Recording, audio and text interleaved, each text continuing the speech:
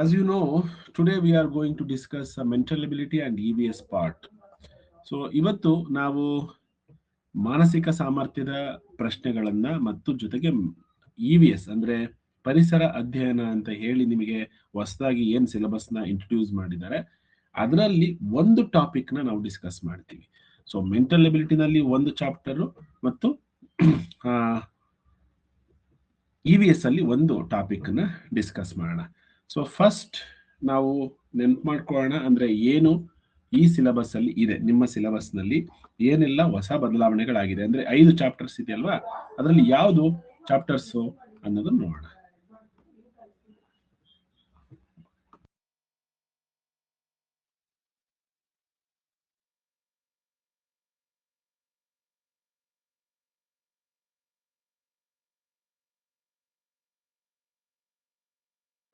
Okay, ಒಂದು screen share ಆಗ್ತಿದೆ ನಿಮಗೆ.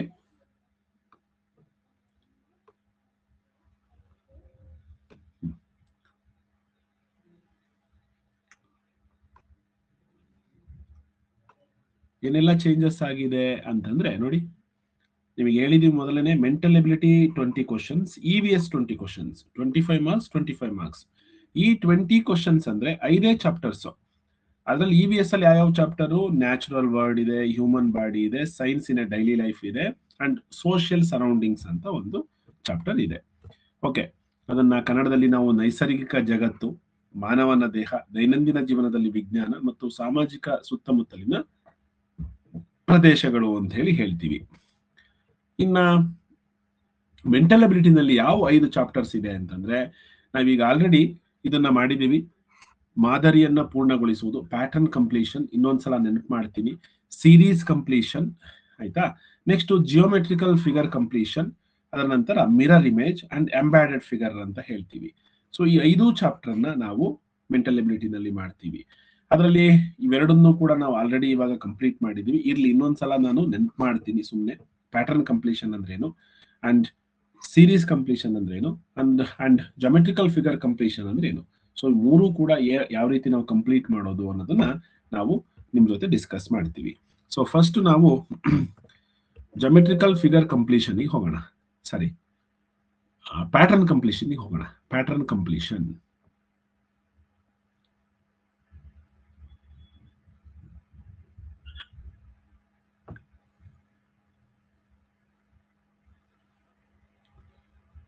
ಇದು ಸರಣಿಯನ್ನ ಪೂರ್ಣಗೊಳಿಸೋದು.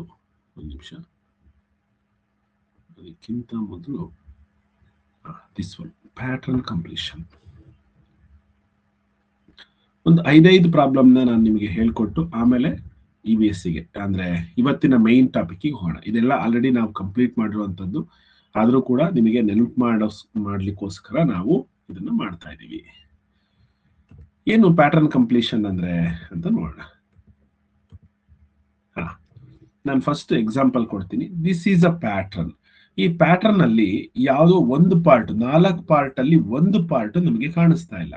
ಈ ಒಂದು ಪಾರ್ಟ್ ಯಾವುದು ಈ 4 ಚಿತ್ರದಲ್ಲಿ ಅಂತ ನಾವು ಆ ಪಾರ್ಟ್ ಅನ್ನ ತಗೊಂಡ್ಬಂದು ಇಲ್ಲಿ ಹಾಕ್ಬೇಕು. ಫಾರ್ ಎಕ್ಸಾಂಪಲ್, ಈ ಪ್ಯಾಟರ್ನ್ ನೀವು ಪೆನ್ಸಿಲ್ ನಲ್ಲಿ, ನಿಮ್ಮ ಹತ್ರ ಇರುವಂತಹ ಪೆನ್ಸಿಲ್ ನಲ್ಲಿ ಇದೇ ತರ ಕಂಪ್ಲೀಟ್ ಮಾಡ್ಕೊಂಡ್ರೆ ನೋಟ್ಬುಕ್ ಅಲ್ಲಿ ಅಥವಾ ನಿಮ್ಮ ಟೆಕ್ಸ್ಟ್ ಬುಕ್ ನಲ್ಲಿ ನೋಡಿ, right. So this is the part. ಅಂದ್ರೆ ಈ ಪಾರ್ಟ್ ಎಲ್ಲಿದೆಯೋ ಅದನ್ನು ಹುಡುಕಿ ಬರೆದ್ರೆ ಆ ಪ್ಯಾಟರ್ನ್ ಕಂಪ್ಲೀಷನ್ ಆಗುತ್ತೆ. That is option D. So ಏನೆಲ್ಲ ನಾವು ಕೇರ್ಫುಲ್ ಆಗಿ ಅಬ್ಸರ್ವ್ ಮಾಡಬೇಕು ಈ ಚಿತ್ರವನ್ನ ಬಿಡಿಸ್ಲಿಕ್ಕೆ, ಈ ಪ್ರಾಬ್ಲಮ್ಸ್ ನ ಸಾಲ್ವ್ ಮಾಡ್ಲಿಕ್ಕೆ ಅಂತಂದ್ರೆ, ಫಸ್ಟ್ ಎಲ್ರಿಗೂ ನನ್ನ ಮಾತು ಕೇಳಿಸ್ತಿದೆ ಅಲ್ವಾ? ಒಂದ್ಸಲ ಹ್ಯಾಂಡ್ ರೈಸ್ ಮಾಡ್ಬಿಡಿ, ಎಲ್ರು ಕೂಡ ಕೇಳಿಸ್ತಿದೆ ಸರ್ ಅಂತ. ಎಸ್,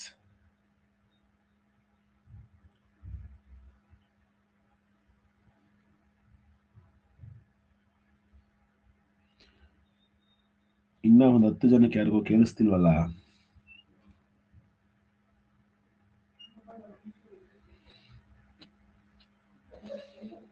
ಓಕೆ, ತಿಲಕ್, ಸನ್ನಿಧಿ, ಎಂ ಕೇಳಿಸ್ತಾ ಇಲ್ಲ ನಿಮಗೆ? ಧನ್ವಿ ಕೇಳಿಸ್ತಾ ಇಲ್ಲ ಅಂದ್ರೆ ನೀವು ಹ್ಯಾಂಡ್ ರೈಸ್ ಮಾಡಿಲ್ಲ. Okay, fine. Observe the problem figure and identify the relation between 3 parts of the problem figure other than empty part. The given problem figure may be symmetric to horizontal or vertical. ಸೈಮ್ಯಾಟ್ರಿಕ್ ಅಂದ್ರೆ ಸಮಮಿತಿ ಅಂತ ಹೇಳ್ತೀವಿ ಕನ್ನಡದಲ್ಲಿ. ಅದು ಪದ ನನಗೆ ಅವತ್ತು ನೆನಪಾಗಲಿಲ್ಲ. ಏನು ಸೈಮ್ಯಾಟ್ರಿಕ್ ಅಂತಂದ್ರೆ, ಫಾರ್ ಎಕ್ಸಾಂಪಲ್ ಒಂದು ಚಿತ್ರವನ್ನು ತೋರಿಸ್ತೀನಿ ನೋಡಿ. ಸೈಮ್ಯಾಟ್ರಿಕ್ ಸಮಮಿತಿ ಅಂತಂದ್ರೆ ಈ ಚಿತ್ರವನ್ನ ಇದನ್ನ ಸೈಮ್ಯಾಟ್ರಿಕ್ ಆಗಿದೆಯೋ ಇಲ್ವೋ ಅಂತ ನಾವು ಪತ್ತೆ ಹಚ್ಚಬಹುದು. ಹೇಗೆ ಅಂದ್ರೆ ನೋಡಿ, ಇದರ ಆಫ್ ಚಿತ್ರ ನಾನು ಬ್ಲಾಕ್ ಕಲರ್ ಅಲ್ಲಿ ಬರೀತಾ ಇದ್ದೀನಲ್ವಾ. ಈ ಬ್ಲಾಕ್ ಕಲರ್ ಚಿತ್ರನ ಇಲ್ಲಿ ಕಾಣಿಸ್ತಾ ಇದೆ, ಆಫ್ ಚಿತ್ರ. ಇದನ್ನ ಇದೇ ರೀತಿ ಫೋಲ್ಡ್ ಮಾಡಿದ್ರೆ ಎಕ್ಸಾಕ್ಟ್ ಆಗಿ ಈ ಕಡೆನೂ ಕೂಡ ಅದೇ ತರ ಬರುತ್ತೆ. ಸೊ ಇದನ್ನ ನಾವು ಸೈಮ್ಯಾಟ್ರಿಕ್ ಅಥವಾ ಸಮಮಿತಿ ಅಂತ ಕರಿತೀವಿ. ಸೊ ಎಕ್ಸಾಕ್ಟ್ ಆಗಿ ನೋಡಿ, ಇದು ಅಷ್ಟೇ ಸಮಮಿತಿ ಆಗಿದೆ. ಅಂದ್ರೆ ಇದನ್ನ ನಾವು ಈ ಕಡೆಗೆ ಫೋಲ್ಡ್ ಮಾಡಿದ್ರೆ ಎಕ್ಸಾಕ್ಟ್ ಆಗಿ ಒಂದೇ ಇದು ಈ ಲೈನ್ ಮೇಲೆ ಈ ಲೈನ್ ಕೂತ್ಕೊಳ್ಳುತ್ತೆ. ಹೌದಾ? ಸೊ ಇದನ್ನ ನಾವು ಸೈಮ್ಯಾಟ್ರಿಕ್ ಅಥವಾ ಸಮಮಿತಿ ಆಕೃತಿಗಳು ಅಂತ ಕರಿತೀವಿ. ಫಾರ್ ಎಕ್ಸಾಂಪಲ್, ಇದು ಸಮಮಿತಿ ಆಕೃತಿ, ಸರ್ಕಲ್ ಸಮಮಿತಿ. ಅಂದ್ರೆ ಇದನ್ನ ಸೆಂಟ್ರಿಗೆ ಫೋಲ್ಡ್ ಮಾಡಿದ್ರೆ ಇಲ್ಲಿರುವಂತಹ ಸರ್ಕಲ್ ಇದ್ರ ಮೇಲೆ ಕರೆಕ್ಟ್ ಆಗಿ ಫೋಲ್ಡ್ ಆಗುತ್ತೆ. ಅಂದ್ರೆ ಕರೆಕ್ಟ್ ಆಗಿ ಈ ರೀತಿ ಫಿಟ್ ಆಗುತ್ತೆ. ಅದೇ ನಾವು ಇದನ್ನ ನಾವು ಸಮಮಿತಿ ಅಂತ ಹೇಳಲಿಕ್ಕೆ ಆಗೋದಿಲ್ಲ.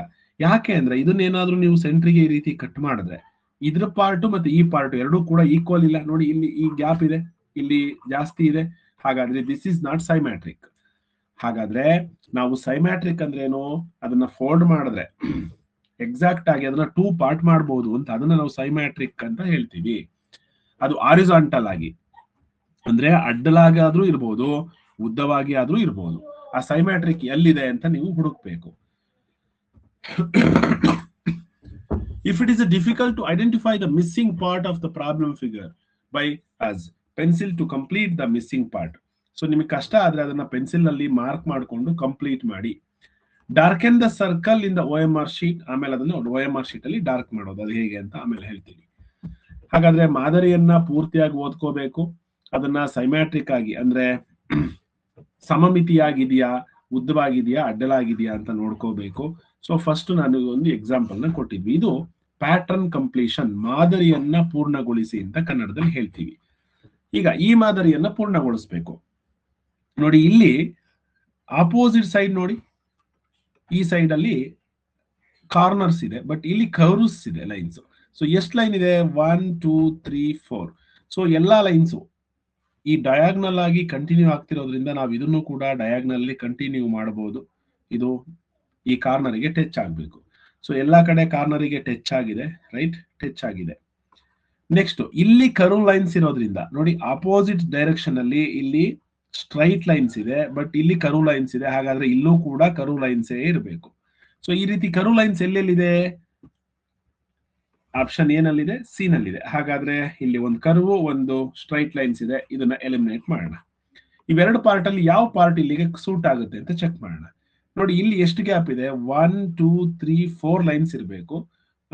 1 2 3 4 5 ಲೈನ್ಸ್ ಇದೆ. ಎಲಿಮಿನೇಟ್ ಮಾಡಿ. So option A will be definitely fit for this one. So this is the way you have to solve the pattern completion. So next question ನೀವೇ ಇದನ್ನ ಸಾಲ್ವ್ ಮಾಡಿ.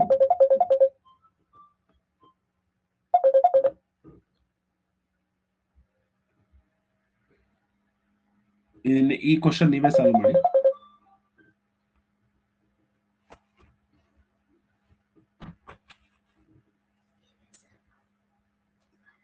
ಕಂಪ್ಲೀಟ್ ಆಗಿದೆ, ಗೊತ್ತು, ಕಂಪ್ಲೀಟ್ ಆಗಿದೆ ಈ ಲೆಸನ್. ಓಕೆ, ನಾವಿವಾಗ ಒಂದು ನಿಮಿಷ, ಇವೆಲ್ಲ ಆಲ್ರೆಡಿ ಆಗಿರೋದ್ರಿಂದ ನಿಮಗೆ ಸ್ವಲ್ಪ ಡಿಫ್ರೆಂಟ್ ಆಗಿರೋದನ್ನ ನಾನು ಕೊಡ್ತೀನಿ. ಈ ಪ್ಯಾಟರ್ನ್ ನ ಕಂಪ್ಲೀಟ್ ಮಾಡಿ ಅಂತ ಹೇಳಿ ನಾನು ಯಾವ ಕ್ವಶನ್ ನಂಬರ್ ಹೇಳ್ತೀನಿ ಅದನ್ನ ಮಾತ್ರ ಮಾಡಿ.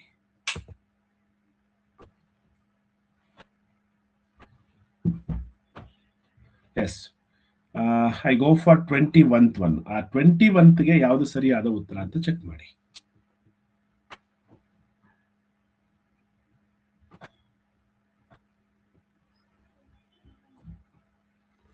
ದಿಸ್ ಒನ್ 21th, ಈ ಕ್ವಶನ್ಗೆ ಸರಿಯಾದ ಉತ್ತರ ಯಾವುದು?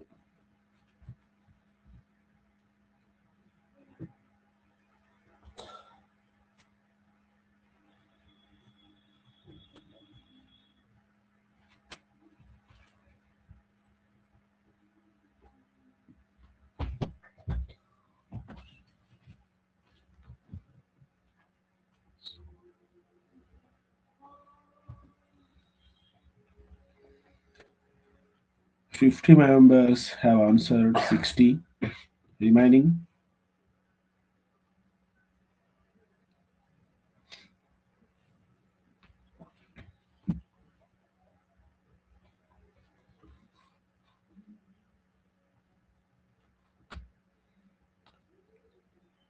ಕೆಸಿರಿ, ಖುಷಿ, ಬೆನಕ ತುಂಬಾ ಜನ ಆಪ್ಷನ್ ಬಿ ಅಂತ ಹಾಕಿದ್ದೀರಾ. ನೋಡಿ, ಆಪ್ಷನ್ ಬಿ ಕೂಡ ನಾವು ಕಂಪ್ಲೀಟ್ ಮಾಡೋಣ. ಪ್ಯಾಟರ್ನ್ ನ ಈ ರೀತಿ ಒಂದು ಟ್ರಯಾಂಗಲ್ ಇಲ್ಲಿ ಬರಿಬೇಕು. ಹೌದು, ಇಲ್ಲಿ ನೋಡಿ, ಇಲ್ಲಿ ಆಪೋಸಿಟ್ ಡೈರೆಕ್ಷನ್ ಅಲ್ಲಿ ಇರುವಂತ ಟ್ರಯಾಂಗಲ್ಸ್ ಏನಾಗಿದೆ, ಒಂದು ಸ್ಲ್ಯಾಂಟ್ ಲೈನ್ ಏನಾಗಿದೆ ಈ ರೀತಿ ಇದೆಯಲ್ಲ, ಇನ್ನೊಂದು ಅದ್ರ ಆಪೋಸಿಟ್ ಸ್ಲ್ಯಾಂಟ್ ಲೈನ್ ಆಗಿದೆ. ಅದೇ ತರ ನಾವು ಕೂಡ ಇಲ್ಲಿ ಈ ರೀತಿ ಸ್ಲ್ಯಾಂಟ್ ಲೈನ್ ಇರೋದ್ರಿಂದ ಅದ್ರ ಆಪೋಸಿಟ್ ಸ್ಲ್ಯಾಂಟ್ ಲೈನ್ ಅನ್ನು ನಾವಿಲ್ಲಿ ಬರಿಬೇಕಾಗುತ್ತೆ.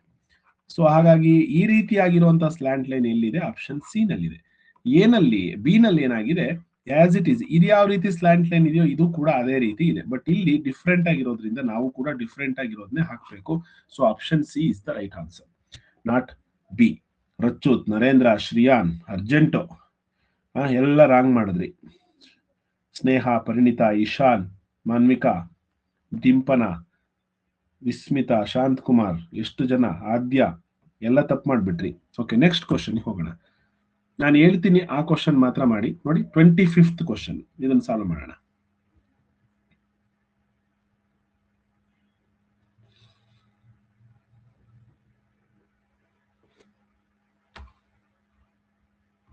ರೆಡಿ ಇದ್ದೀರಾ?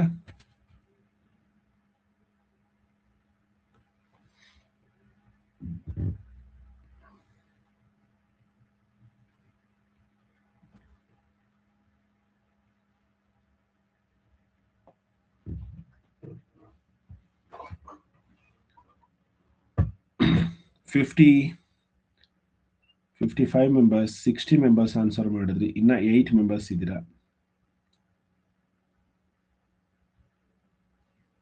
Observe the figure, complete the figure, complete the pattern.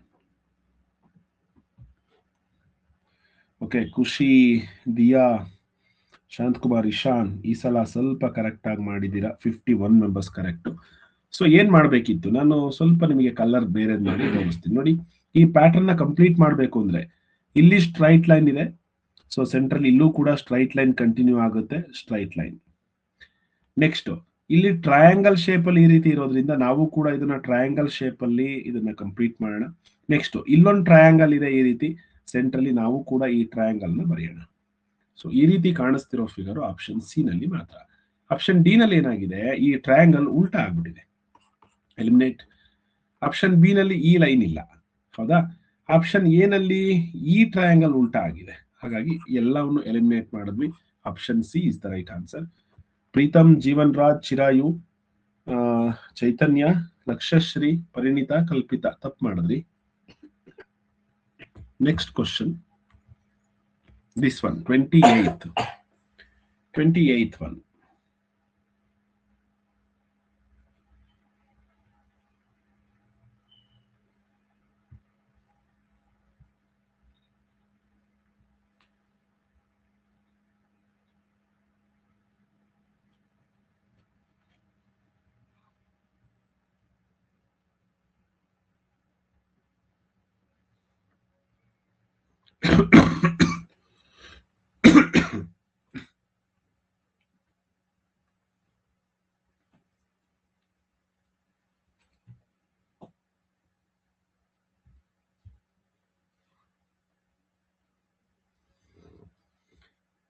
As 60 members have answered the question.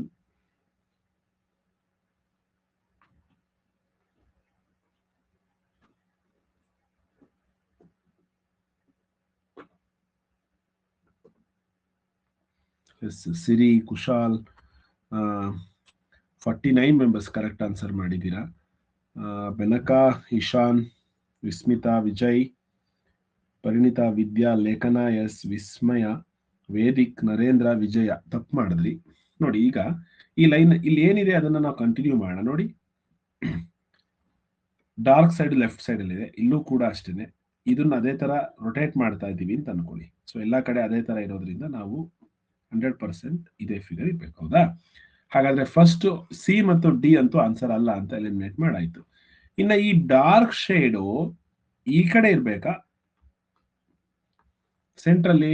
So ಯಾವ ಕಡೆ ಹೋಗ್ಬೇಕು ಡಾರ್ಕ್ ಶೇಡ್ ಅನ್ನೋದು ಇಂಪಾರ್ಟೆಂಟ್. ಈ ಡಾರ್ಕ್ ಶೇಡ್ ಎಲ್ಲಿ ಹೋಗ್ಬೇಕು ಅಂತಂದ್ರೆ ಈ ಕಡೆನೇ ಇರಬೇಕು. ಯಾಕೆಂದ್ರೆ ಎಲ್ಲದರಲ್ಲೂ ಕೂಡ ನೋಡಿ ರೊಟೇಟ್ ಮಾಡಿದೀವಿ, ಅದ್ರ ಅಪೋಸಿಟ್ ಡೈರೆಕ್ಷನ್ ಇಲ್ಲಿದೆ ಲೆಫ್ಟ್ ಸೈಡ್ ಅಲ್ಲಿ, ಇಲ್ಲಿ ರೈಟ್ ಸೈಡ್. ಇಲ್ಲಿ ಲೆಫ್ಟ್ ಸೈಡ್ ಅಲ್ಲಿ ಇದೆ ಅಂದ್ರೆ ಇಲ್ಲಿ ರೈಟ್ ಸೈಡ್ ಅಲ್ಲಿ ಇರಬೇಕು ನೋಡಿ. ಹೌದಾ? ಅವ್ರು ಏನ್ ಕೊಟ್ಟಿದ್ದಾರೆ ಚಿತ್ರನ ಅದೇ ತರ ನಾವು ಕೂಡ ಆ ಪ್ಯಾಟರ್ನ್ ನ ಕಂಪ್ಲೀಟ್ ಮಾಡ್ತಾ ಇದೀವಿ. ನೀವೇನಾದ್ರೂ ಡಾರ್ಕ್ ಶೇಡ್ ನ ಈ ಕಡೆ ಮಾಡಿದ್ರೆ ಕಂಪ್ಲೀಟ್ ಆಗಿ ರಾಂಗ್ ಆಗುತ್ತೆ. ಹೌದಾ? ಇಲ್ಲಿ ವೈಟ್ ಶೇಡ್ ಇದೆ, ನೆಕ್ಸ್ಟ್ ಡಾರ್ಕ್ ಶೇಡ್ ಇದೆ. ಇಲ್ಲಿ ವೈಟ್ ಶೇಡ್ ಇದೆ, ನೆಕ್ಸ್ಟ್ ಡಾರ್ಕ್ ಶೇಡ್ ಇದೆ. ಹಾಗಾದ್ರೆ ಇಲ್ಲಿ ವೈಟ್ ಶೇಡ್ ಇದೆ, ನೆಕ್ಸ್ಟ್ ಡಾರ್ಕ್ ಶೇಡ್ ಇರಬೇಕು. ನೀವೇನಾದ್ರೂ ಆಪ್ಷನ್ ಎ ಹಾಕಿದ್ರೆ ನಿಮ್ಮ ಆನ್ಸರ್ ರಾಂಗ್ ಆಗುತ್ತೆ. ಲೇಖನ ಎಸ್ ಹ್ಯಾಂಡ್ ರೈಸ್ ಮಾಡಿ. ಲೇಖನ ಮತ್ತು ಬೆನಕ, ಇಶಾನ್, ಸನ್ನಿಧಿ, MK, Vijay,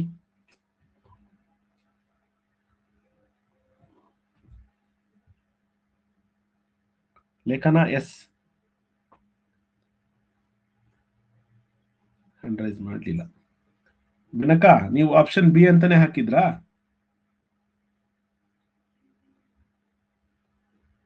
Benaka, can you hear me?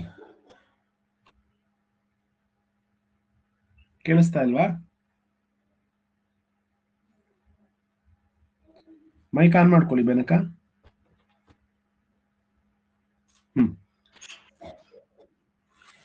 Option B ಹಾಕಿದ್ರೆ ಯಾವ್ದು ಹಾಕಿದ್ರಿ? Option B. ಡಿ ಹಾಕಿದ್ರಾ? ಬಿ ಬಿ ಬಿ ಹಾಕಿದ್ರಿ, ಆದ್ರೆ ಇಲ್ಲಿ ಎ ತೋರಿಸ್ತಾ ಇದೆ ಅಲ್ವಾ? Yes sir. ಓಕೆ ಓಕೆ, ಇರ್ಲಿ, ನೆಕ್ಸ್ಟ್ ಸರಿ ಮಾಡಿ. ಅಂದ್ರೆ ನೋಡೋಣ, ಸ್ವಲ್ಪ ಒಂದ್ ಸೆಕೆಂಡ್ ಆಮೇಲೆ ಹಾಕಿ, ಪರವಾಗಿಲ್ಲ, ಫಸ್ಟಿಗೆ ಹಾಕೋದೇನ್ ಬೇಡ. So next question this one 31 ನ ಸಾಲ್ವ್ ಮಾಡೋಣ.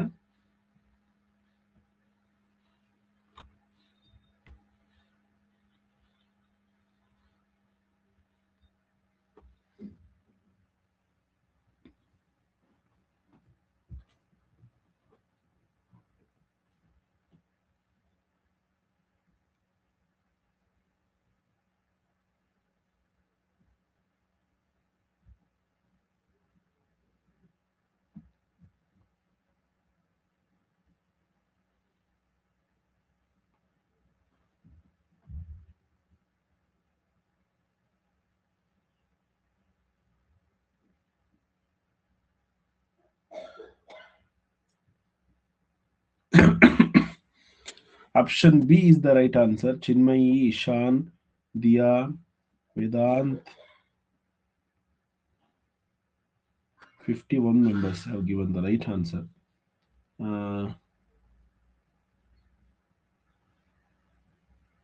ಈ ಸಲ ವೇಟ್ ಮಾಡಿ ಹಾಕಿದ್ರಿ, ಚೆಕ್ ಮಾಡ್ತಾ ಇದ್ದೀನಿ.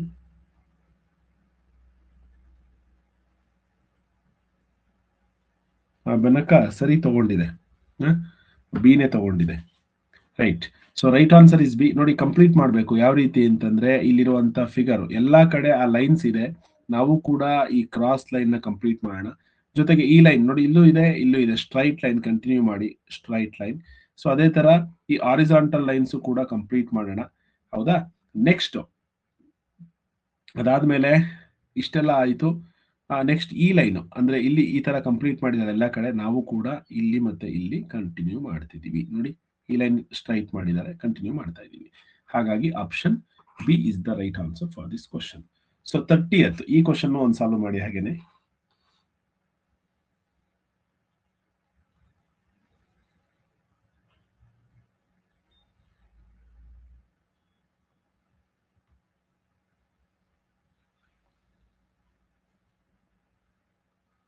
So this is called pattern completion. So next ನಾವು ಹೋಗ್ತಿದೀವಿ geometrical figure completion, sorry series. ಅದಾದ್ಮೇಲೆ ಜಾಮೆಟ್ರಿಕಲ್ ಫಿಗರ್ ಕಂಪ್ಲೀಷನ್. ಎಕ್ಸಾಂಪಲ್ಸ್ ಕೊಟ್ಟಿದ್ದಷ್ಟೇನೆ, ಇದನ್ನ ಆಲ್ರೆಡಿ ನಾವು ಸಾಲ್ವ್ ಮಾಡಿದೀವಿ. You know that.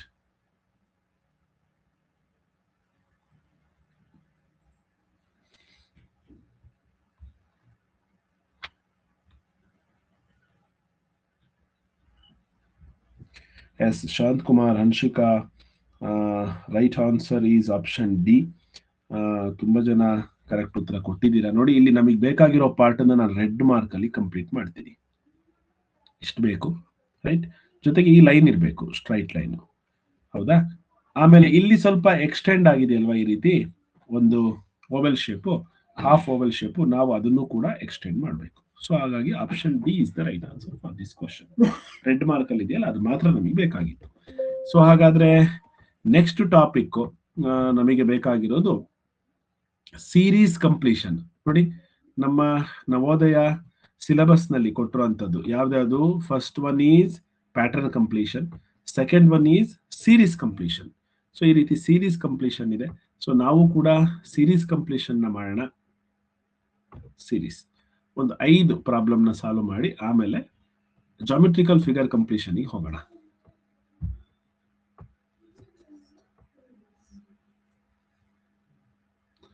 So series completion ಅಂದ್ರೆ ಒಂದು ಎಕ್ಸಾಂಪಲ್ ನೋಡಿ, ಇಲ್ಲಿ 2 ಇದೆ, ನೆಕ್ಸ್ಟ್ 4 ಇದೆ, ನೆಕ್ಸ್ಟ್ 12 ಇದೆ. ಸೊ ನೆಕ್ಸ್ಟ್ ನಂಬರ್ ಯಾವ್ದು ಬರುತ್ತೆ ಅನ್ನೋದನ್ನ ನೀವು ಅಂದಾಜು ಮಾಡಿ ಹೇಳಬೇಕು, ಹೌದಾ. ನೆಕ್ಸ್ಟ್ ನಂಬರ್ ಯಾವ್ದು ಬರುತ್ತೆ? 2, 6, 12 ಅಂಡ್ ನೆಕ್ಸ್ಟ್ ನಂಬರ್ ಯಾವುದು? ಇದನ್ನ ಎಷ್ಟು ಆಡ್ ಮಾಡ್ತಾ ಹೋಗಿದ್ದಾರೆ ಅಂತ ನೋಡಿ.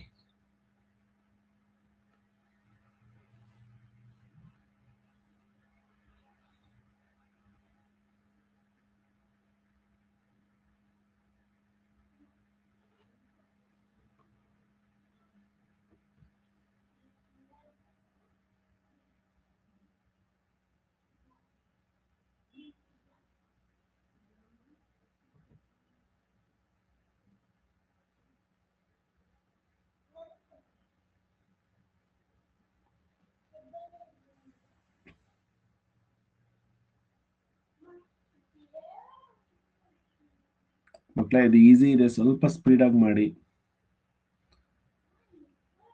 ನೋಡಿದ ತಕ್ಷಣ ಹೇಳ್ಬೋದು. Right answer is option C. Because ನೋಡಿ ಯಾಕೆ ಅಂತ ಹೇಳ್ತೀನಿ. ಫಸ್ಟ್ +4 ಮಾಡಿದಾರಲ್ವಾ, +4 ಮಾಡಿದ್ದಾರೆ 6 ಆಯ್ತು. ನೆಕ್ಸ್ಟ್ +6 ಮಾಡಿದ್ದಾರೆ 12 ಆಯ್ತು. ನೆಕ್ಸ್ಟ್ ನಾವೇನ್ ಮಾಡ್ಬೇಕು, +8 ಮಾಡ್ಬೇಕಾಗುತ್ತೆ. ಅಂದ್ರೆ ಇಲ್ಲಿ 4 ಆಡ್ ಮಾಡಿದ್ರು, ಇಲ್ಲಿ 6 ಆಡ್ ಮಾಡಿದ್ರು, ಇಲ್ಲಿ 8 ಆಡ್ ಮಾಡಬೇಕು. ಸೊ 8 ಆಡ್ ಮಾಡಿದಾಗ ಇದು 20 ಆಗುತ್ತೆ, ಅಷ್ಟೇನೆ.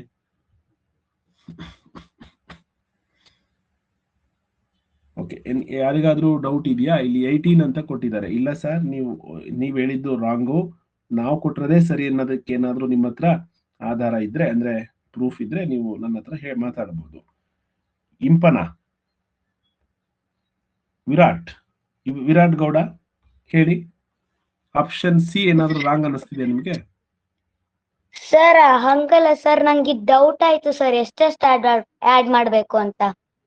ನೋಡಿ, ಅವ್ರು ಏನ್ ಕಂಟಿನ್ಯೂ ಮಾಡ್ತಾ ಇದ್ದಾರೆ. ಫಾರ್ ಎಕ್ಸಾಂಪಲ್ ಇಲ್ಲಿ 4 ಆಡ್ ಮಾಡಿದ್ದಾರೆ ಫಸ್ಟ್, ನೆಕ್ಸ್ಟ್ 6 ಆಡ್ ಮಾಡಿದ್ದಾರೆ. ಅಂದ್ರೆ 4 ಇದ್ದಿದ್ದು 6 ಆಯ್ತು. ಹಾಗಾದ್ರೆ ನಾವು ನೆಕ್ಸ್ಟ್ 8 ಆಡ್ ಮಾಡ್ಬೇಕು ಅಷ್ಟೇನೆ.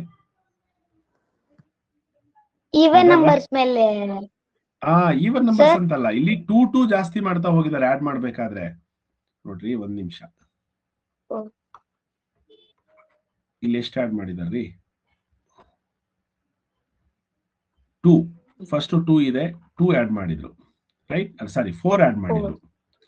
ನೆಕ್ಸ್ಟ್ 6 ಇದೆ, 6 ಆಯ್ತು. ನೆಕ್ಸ್ಟ್ 6 ಆಯ್ತು. 6 ಗೆ ಅವರು 4 ಬದಲಾಗಿ 4 + 2 ಅಂದ್ರೆ 6 ಆಡ್ ಮಾಡಿದ್ರು. ಸೊ 12 ಆಯ್ತು. ನಾವು 12 ಗೆ ಎಷ್ಟು ಆಡ್ ಮಾಡ್ಬೇಕು ಈಗ? 6 ಬದಲಾಗಿ 8 ಆಡ್ ಮಾಡ್ಬೇಕು. ಯಾಕಂದ್ರೆ ನೋಡಿ, 4, 6, 8. ಸೊ ಹಾಗಾಗಿ 20 ಆಗುತ್ತೆ. ಓಕೆ, 13th ಒಂದು ಸಾಲ್ವ್ ಮಾಡಿ ನೋಡೋಣ. 13th ತುಂಬಾ ಈಸಿ ಇದೆ. 13th question. I give only 15 seconds, not 30 seconds. Only 15 seconds.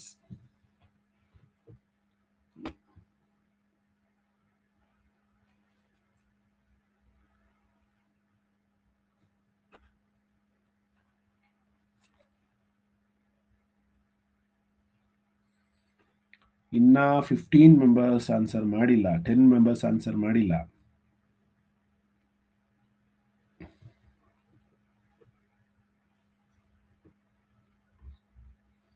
The right answer is option B. ಯಾಕೆಂದ್ರೆ ನೋಡಿ ಇಲ್ಲಿ 2 sides ಇದೆ, next 3 sides, next 4 sides, so next 5 sides ಇರಬೇಕು. ಸೊ 5 sides ಇರುವಂತ ಫಿಗರ್ ಯಾವ್ದಿದೆ? ಆಪ್ಷನ್ ಎ ಬಿ ಇದೆ. ಹಾಗಾಗಿ ಇದು ಕೂಡ ಇದೆ. ನೆಕ್ಸ್ಟ್ ಇಲ್ಲಿ 2 dots, next 3 dots, 4 dots, next 5 dots ಇರಬೇಕಷ್ಟೇನೆ. ಸೊ ಹಾಗಾಗಿ 5 dot ಇರೋದು option B. Option B is the right answer.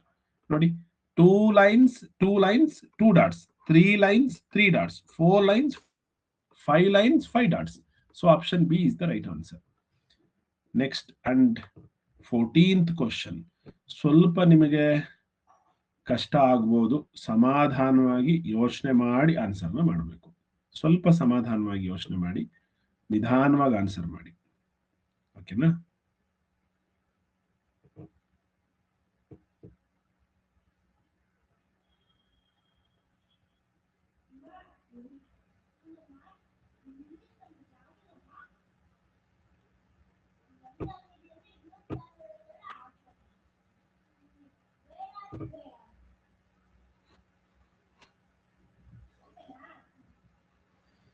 Okay,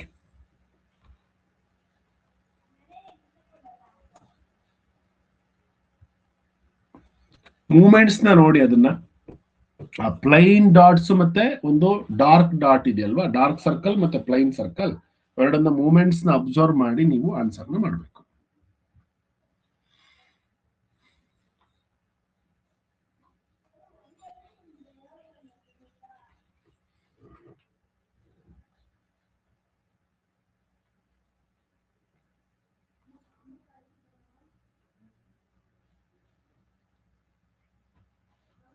ಸ್ವಲ್ಪ ಡಿಫರೆಂಟ್ ಆಗಿದೆ, ನಾನು ಸಾಲ್ವ್ ಮಾಡ್ತೀನಿ.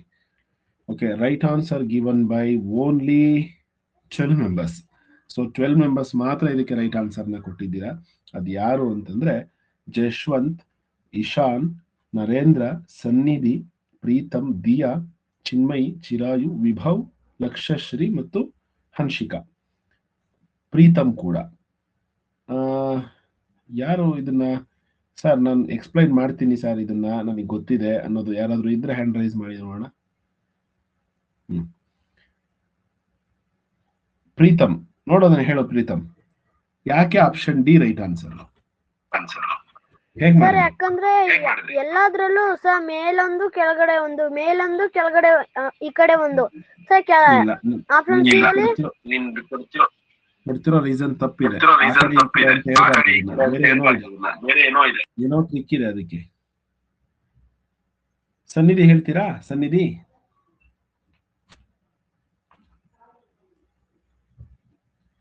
ಸನ್ನಿಧಿ ಎಸ್ ತುಮಕೂರು ಇಲ್ಲ. ಓಕೆ, ನಾನು ಹೇಳ್ತೀನಿ ನೋಡಿ, ಸಿಂಪಲ್. ಪವಿಶ್ ಹೇಳ್ತೀರಾ? Pavish can you? ಸರ್ ಎಲ್ಲಾದ್ರಲ್ಲೂ ಬ್ಲಾಕ್ ಡಾಟ್ಸ್ ಹತ್ರ ಅದು ಸೈಡ್ ಅಲ್ಲಿ ಸರ್ಕಲ್ ಹಾಕಿಲ್ಲ, ಡೀಲ್ ಸರ್ಕಲ್ ಹಾಕಿದ್ದಾರೆ. ಇಲ್ಲ ರೀ, ರಾಂಗ್ ಹೇಳ್ತಾ ಇದ್ದೀರಾ ನೀವು. ಇದು ಸೀರೀಸ್ ಕ್ವಶನ್. ಮೊದಲನೇ ಚಿತ್ರ ಈ ರೀತಿ ಇದೆ, ಸೆಕೆಂಡ್ ಈ ತರ ಇದೆ, ಥರ್ಡ್ ಈ ತರ ಇದೆ, ಸರ್ ಫೋರ್ತ್ ಈ ತರ ಆಗುತ್ತೆ. ಈಗ ಫಸ್ಟ್ ನಾನು ಇಲ್ಲಿರುವಂತ ಪ್ಲೈನ್ ಸರ್ಕಲ್ ನ ನೋಡ್ತೀನಿ. ನೋಡಿ, ಪ್ಲೈನ್ ಸರ್ಕಲ್ ಫಸ್ಟ್ ಫಿಗರ್ ಅಲ್ಲಿ ಇಲ್ಲಿದೆ, ಸೆಕೆಂಡ್ ಫಿಗರ್ ಅಲ್ಲಿ ಇಲ್ಲಿ ಹೋಗಿದೆ, ಇಲ್ಲಿ ಮೂವ್ ಆಗಿದೆ, ಥರ್ಡ್ ಫಿಗರ್ ಅಲ್ಲಿ ಇಲ್ಲಿಗೆ ಮೂವ್ ಆಗಿದೆ. ಹಾಗಾದ್ರೆ ಫೋರ್ತ್ ಫಿಗರ್ ಅಲ್ಲಿ ಶುಡ್ ಬಿ ಇಲ್ಲಿ ಇರಲೇಬೇಕು, ಹೌದಾ? ಆ ತರ ಇರೋದು ಆಪ್ಷನ್ ಸಿ ನಲ್ಲಿದೆ, ಡಿ ನಲ್ಲಿದೆ. ಇವೆರಡೂ ಕೂಡ ಆನ್ಸರ್ ಅಲ್ಲ ಅಂತ ಗೊತ್ತಾಯ್ತು ನಮಗೆ. ತೆಗೆದುಬಿಡೋಣ. ನೆಕ್ಸ್ಟ್ ಈಗ ಡಾರ್ಕ್ ಸರ್ಕಲ್ ಹೋಗೋಣ. ಡಾರ್ಕ್ ಸರ್ಕಲ್ ಫಸ್ಟ್ ಇಲ್ಲಿದೆ, ಸೆಕೆಂಡ್ ಫಿಗರ್ ಅಲ್ಲಿ 1 2 3 ಮೂವ್ಮೆಂಟ್ಸ್ ಆಗಿದೆ. 3ಗೆ ಅಂದ್ರೆ 1 2 3 ಬಾಕ್ಸ್ ಬಂದಿದೆ. ಥರ್ಡ್ ಫಿಗರ್ ಅಲ್ಲಿ ನೋಡಿ 1 2 3 ಮತ್ತೆ 3 ಬಾಕ್ಸ್. ಸೊ ಹಾಗಾದ್ರೆ ಲಾಸ್ಟ್ ಫಿಗರ್ ಅಲ್ಲೂ ಕೂಡ ಇಲ್ಲಿಗೆ ಬರಬೇಕು. ಅಂದ್ರೆ ಪ್ಲೈನ್ ಸರ್ಕಲ್ ಕೂಡ ಇಲ್ಲಿಗೆ ಬಂದಿದೆ ಅಂಡ್ ಡಾರ್ಕ್ ಸರ್ಕಲ್ ಕೂಡ ಇಲ್ಲಿಗೆ ಬರಬೇಕು. ಹಾಗಾಗಿ ಅವು ಮೂವ್ ಆಗ್ತಿರೋ ಆಧಾರದಲ್ಲಿ ನಾವು ಆಪ್ಷನ್ ಡಿ ನ ಹಾಕ್ಬೇಕಾಗತ್ತೆ. ಇನ್ನೊಂದ್ಸಲ ಹೇಳ್ತೀನಿ ನೋಡಿ, ಒಂದೊಂದೇ ಫಿಗರ್ ನ ನೋಡೋಣ. ಈಗ ಪ್ಲೈನ್ ಸರ್ಕಲ್ ಎಲ್ಲಿದೆ? ಫಸ್ಟ್ ಇಲ್ಲಿದೆ, ಸೆಕೆಂಡ್ ಇಲ್ಲಿದೆ, ಥರ್ಡ್ ಇಲ್ಲಿದೆ. ಹಾಗಾದ್ರೆ ಫೋರ್ತ್ ಫಿಗರ್ ಅಲ್ಲಿ ಇಲ್ಲಿಂದ ಇಲ್ಲಿಗೆ ಮೂವ್ ಆಗ್ಬೇಕು, ಫೋರ್ತ್ ಫಿಗರ್ ಅಲ್ಲಿ, ರೈಟ್? ನೆಕ್ಸ್ಟ್ ಡಾರ್ಕ್ ಸರ್ಕಲ್ ನೋಡಿ, 1 2 3 ರೈಟ್, ಇಲ್ಲಿಗೆ ಬಂತು. ನೆಕ್ಸ್ಟ್ 1 2 3 ಇಲ್ಲಿಗೆ ಬಂದಿದೆ, ರೈಟ್? ಈಗ ನಾವ್ ಇಲ್ಲಿಂದ 1 2 3 ಅಂದ್ರೆ ಇಲ್ಲಿಗೆ ಮೂವ್ ಆಗ್ಬೇಕು, ಡಾರ್ಕ್ ಸರ್ಕಲ್ ಕೂಡ. ಸೊ ಎರಡೂ ಫಿಗರ್ ಇಲ್ಲೇ ಇರಬೇಕು. ಹಾಗಾಗಿ option D is the right answer.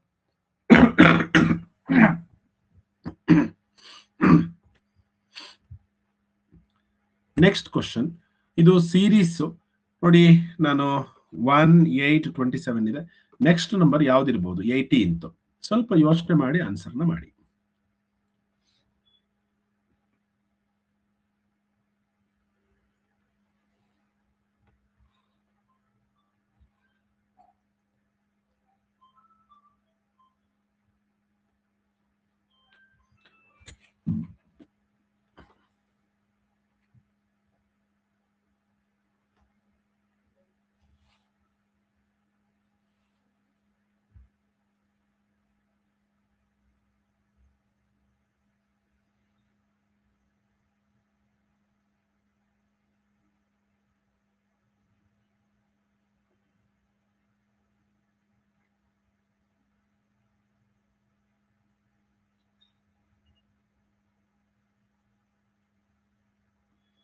S, right answer is option A.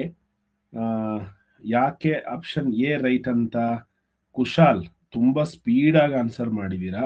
Kushal SR ಹೇಳ್ತೀರಾ ಆನ್ಸರ್ ಯಾಕೆ ಅದು ಅಂತ ಹೇಳಿ? ಕುಶಾಲ್, ಸಿರಿ ಹೇಳ್ತೀರಾ? ಸಿರಿ ಹೇಳಿ, ಯಾಕೆ ಸಿರಿ ಆಪ್ಷನ್ ಎ ರೈಟ್ ಆನ್ಸರ್? ಏನ್ ಮಾಡಿದ್ರಿ ನೀವು ಸಿರಿ? 3 times 1 ಮಲ್ಟಿಪ್ಲೈ ಮಾಡಿದೆ 1 ಬಂತು.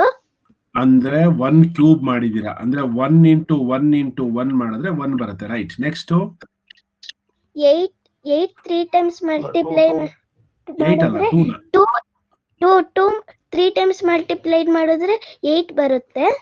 ನೋಡಿ, 2 2s are 4, 4 2s are 8. Yes, exactly. Next to 3 cube. 3 times multiply ಮಾಡಿದ್ರೆ 27 ಬರುತ್ತೆ. 3 3s are 9, 9 3s are 27. Correct. Next 4 ಈಗ 1 2 ಆಯ್ತು, 3 ಆಯ್ತು. ನೆಕ್ಸ್ಟ್ 4 ನ 3 times ಬರ್ಕೋಬೇಕಲ್ವಾ? 4 into 4 into 4. So 4 4s are 16, 16 4s are 64. ಅಂದ್ರೆ ಇವು ಕ್ಯೂಬ್ ನಂಬರ್ಸ್. ನಾವೇನಂತೀವಿ ಇದನ್ನ? ಘನ ಸಂಖ್ಯೆಗಳು ಅಂತ ಹೇಳ್ತೀವಿ ಕನ್ನಡದಲ್ಲಿ. ಇದನ್ನ ಒಂದನ್ನ 3 ಸತಿ 1 ಕ್ಯೂಬ್ ಅಂತ ಹೇಳ್ತೀವಿ. 1 to the power 3, ಅದನ್ನ 1 cube, 2 cube, 3 cube, 4 cube. So 4 cube ಅಂದ್ರೆ 4 into 4 into 4. So answer is 64. Right. So 17th question, ಸ್ವಲ್ಪ ಯೋಚನೆ ಮಾಡಿ ರೈಟ್ ಆನ್ಸರ್ನ ಕೊಡಿ 17th ಕ್ವಶನ್ಗೆ. ದಿಸ್ ಒನ್ 17th ಅಂದ್ರೆ ಇದು.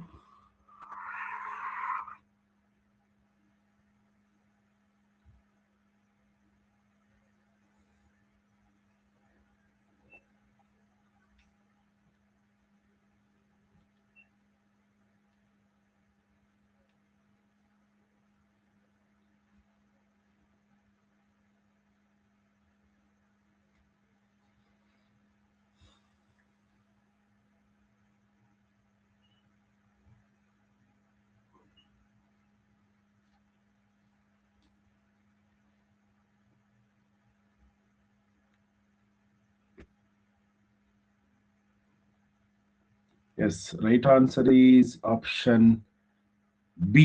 ಬಿಕಾಸ್ ನೋಡಿ, ಒಂದಿರೋದು ಇಲ್ಲಿ ಯಾವಾಗ್ಲೂ ಕೂಡ ಕರೆಕ್ಟ್ ಆಗಿ ಗಮನಿಸಿ ನೋಡಿ. ಫಸ್ಟ್ ಸ್ಟಾಗ್ನೆಂಟ್ ಆಗಿದೆ. ಸೆಕೆಂಡ್ ಒನ್ ಇಲ್ಲಿಂದ ಇಲ್ಲಿಗೆ ಮೂವ್ ಆಯ್ತು. ಸೆಕೆಂಡ್ ಫಿಗರ್ ಅಲ್ಲೂ ಕೂಡ ಈ ಫಿಗರ್ ಸ್ಟಾಗ್ನೆಂಟ್ ಹಾಗೆ ಇದೆ, ಅಲ್ಲೇ ಇದೆ. ಇದು ಮಾತ್ರ ಮೂವ್ ಆಗ್ತಾ ಇದೆ ನೋಡಿ. ಇಲ್ಲಿಗೆ ಮೂವ್ ಆಯ್ತು, ನೆಕ್ಸ್ಟ್ ಇಲ್ಲಿಗೆ ಮೂವ್ ಆಯ್ತು, ಮತ್ತೆ ಇಲ್ಲಿಗೆ ಮೂವ್ ಆಗ್ಬೇಕು. ಹಾಗಾಗಿ ಎರಡೂ ಕೂಡ ಒಂದೇ ಕಡೆ ಸೇರ್ಕೊಳ್ಳುತ್ತೆ. ಹಾಗಾಗಿ option B is the right answer. Okay, next ನಾವು ಜಾಮೆಟ್ರಿಕಲ್ ಫಿಗರ್ ಕಂಪ್ಲೀಷನ್ ಅದನ್ನ ಹೇಳ್ಕೊಡ್ಬೇಕು. ಇವತ್ತಿನ ಮೇನ್ ಟಾಪಿಕ್ ಅದೇ ಆಗಿತ್ತು, ಬಟ್ ನಾವು ನಾಳೆ ಅದನ್ನ ಕಂಟಿನ್ಯೂ ಮಾಡೋಣ. ನಾಳೆ, ಇವತ್ತು EVS ಕ್ಲಾಸಿಗೆ ಹೋಗೋಣ. ಸ್ವಲ್ಪ ಇಂಟ್ರೆಸ್ಟಿಂಗ್ ಟಾಪಿಕ್ ಇದೆ EVS ಅಲ್ಲಿ, ಅಂದ್ರೆ ಎನ್ವಿರಾನ್ಮೆಂಟ್ ಸೈನ್ಸ್. ಸೊ ಅದಕ್ಕೆ ಸಂಬಂಧಪಟ್ಟಂತೆ ನಾವು ಸ್ವಲ್ಪ PPT ನ ರೆಡಿ ಮಾಡ್ಕೊಂಡಿದೀವಿ. ಒಂದು ನಿಮಿಷ.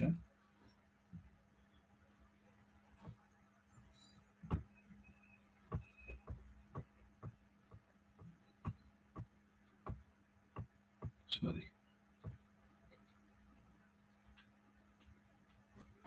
ಒಂದು ನಿಮಿಷ ಮಕ್ಕಳು, ಹಾಗೆ ಇರಿ.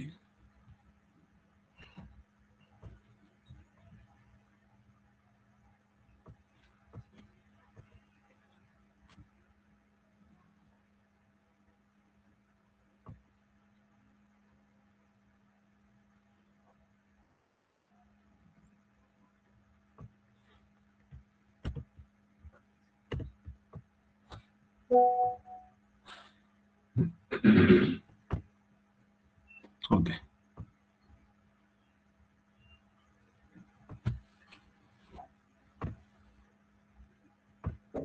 S, let us start.